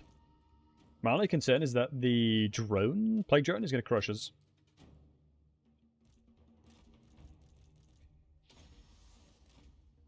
I have a lot of Winds of Magics available, which is really, really nice. I think technically we could probably get a little bit spicy. I mean, Flock of Doom is really fantastic into everything that they have in their army. Outside of the Plague Drones. I don't hate the idea of moving up with these guys and just throwing out Flock of Dooms just to get them towards me, but the main factor in this fight is positioning accordingly. If my army's not positioned well, I will struggle a lot.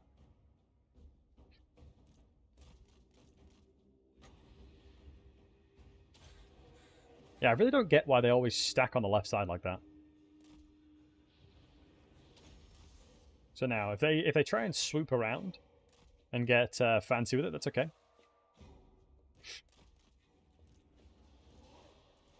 Equally, that's completely fine. I'm gonna lock formation. Actually, if I can blob over here, it's so much better.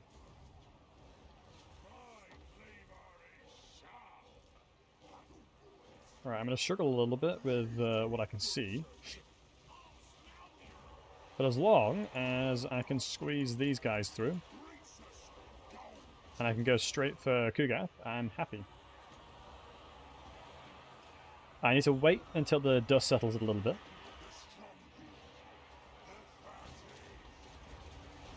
But this is pretty much exactly what we're looking for. Let's go with Flock of Doom Central over this side. Is this an AoE as well? This is an AoE as well. Since we have a ton of Winds of Magic stored up, this makes sense to do this. I think Kugath is going to massively struggle to sustain this. As long as I can actually get these guys firing. Let's move them a little bit forward. Right, this, in theory, should be, I would argue, the perfect scenario. Can I cast two at once? I don't think I can.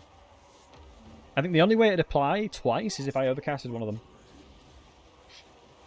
Because it's technically a different spell at that point. Technically, it would be a different spell. The stacking of my units don't matter too much. You can cast and cast 300 versus stack, I think. Yeah, no, exactly that, matey. It's because you want it to be a different spell. It has to be a defined different spell. For example, this stacks, yeah, because it is technically a different spell.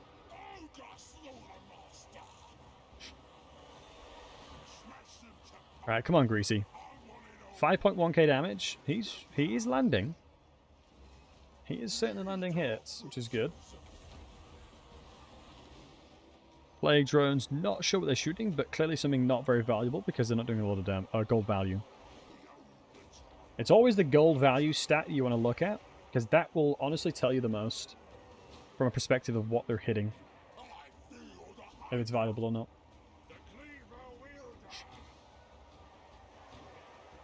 Alright, let's get some assistance on that side for sure. Let's see if we can get the nobles in there. If I start reposition, might be able to give my units a bit of a chance here.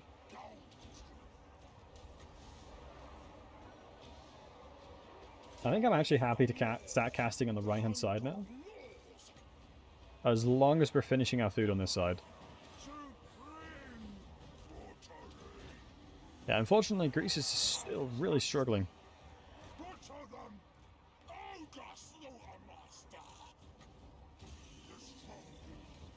With all these bonuses, 1,000 damage even through poison. Just need to get the hits in. Because Kugath is not super tanky. He's definitely on the tankier side, but I wouldn't consider him super tanky.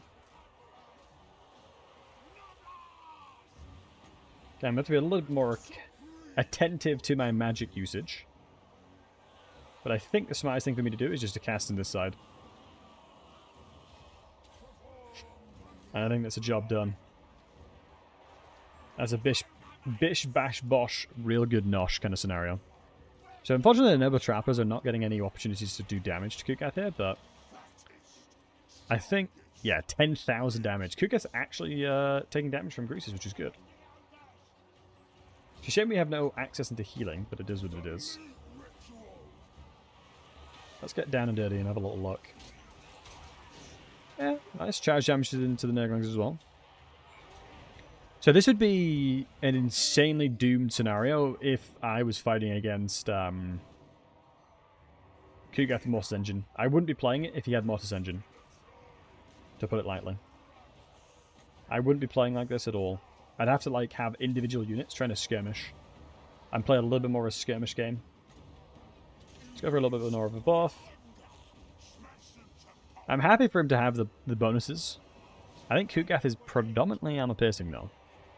He is.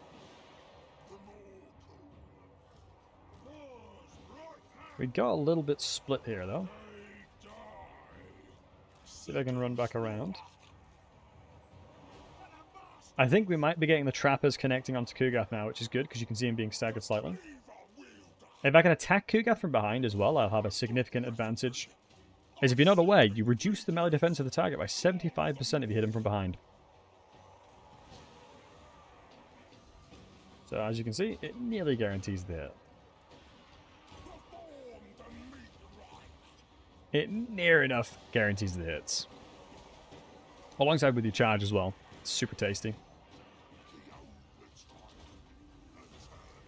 Reducing his leadership. Thank God, like I said, he didn't have Mortis Engine. Otherwise, this would have been a very different fight. But the AI very rarely prioritizes it these days. But nice. GG's. Okay, so we've done what we intended on doing. We've recovered our area. And we've dealt with Kugath now, which is huge, because I can take his entire lands down the south. And we have a camp raring to go to give us really good units. So this campaign swiftly went from being in a little bit of trouble, I'll be honest, to now we're in a good spot, which is nice. Obviously delays our tier 3 buildings inside of our main province, but, you know, sometimes you gotta get a bit spicy with it. A little bit spicy. And that's okay.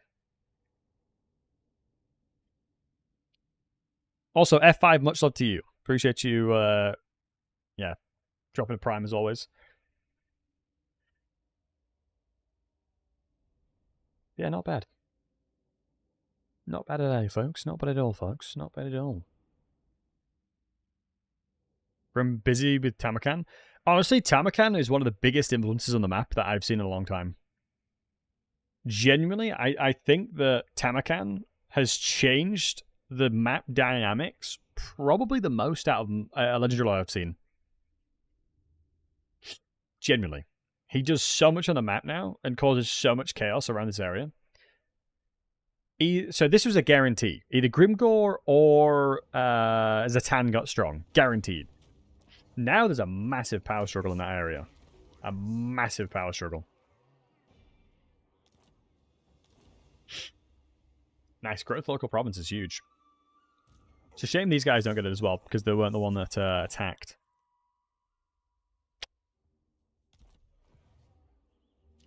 But nice, I'm very happy with that. Recovered it. Kodak tends to lose out, which makes sense because he can't get strong enough quick enough. That's his problem. He can't get strong enough quick enough, and that's his big problem. He needs to get good is what he needs to do.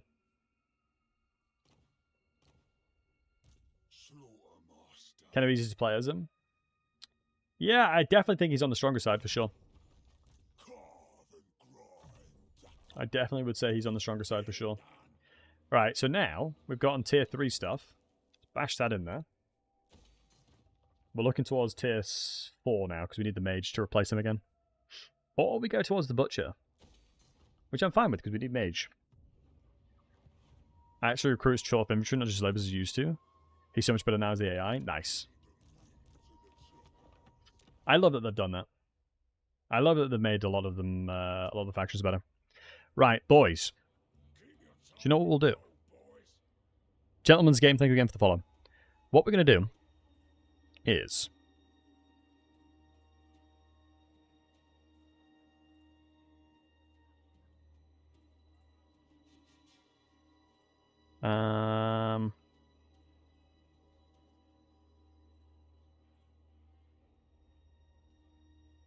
I'm going to go play Bannerlord for a bit. So, folks, thank you very much for watching on the YouTubes. We're going to go play some Bannerlord. So, much love to each and every one of you beautiful fine folks. Hope you have a fantastic rest of your day, morning, evening, night, wherever you are on YouTube. Take care of yourselves as always, and goodbye for now. We're going to be playing some Bannerlord on Twitch. Folks,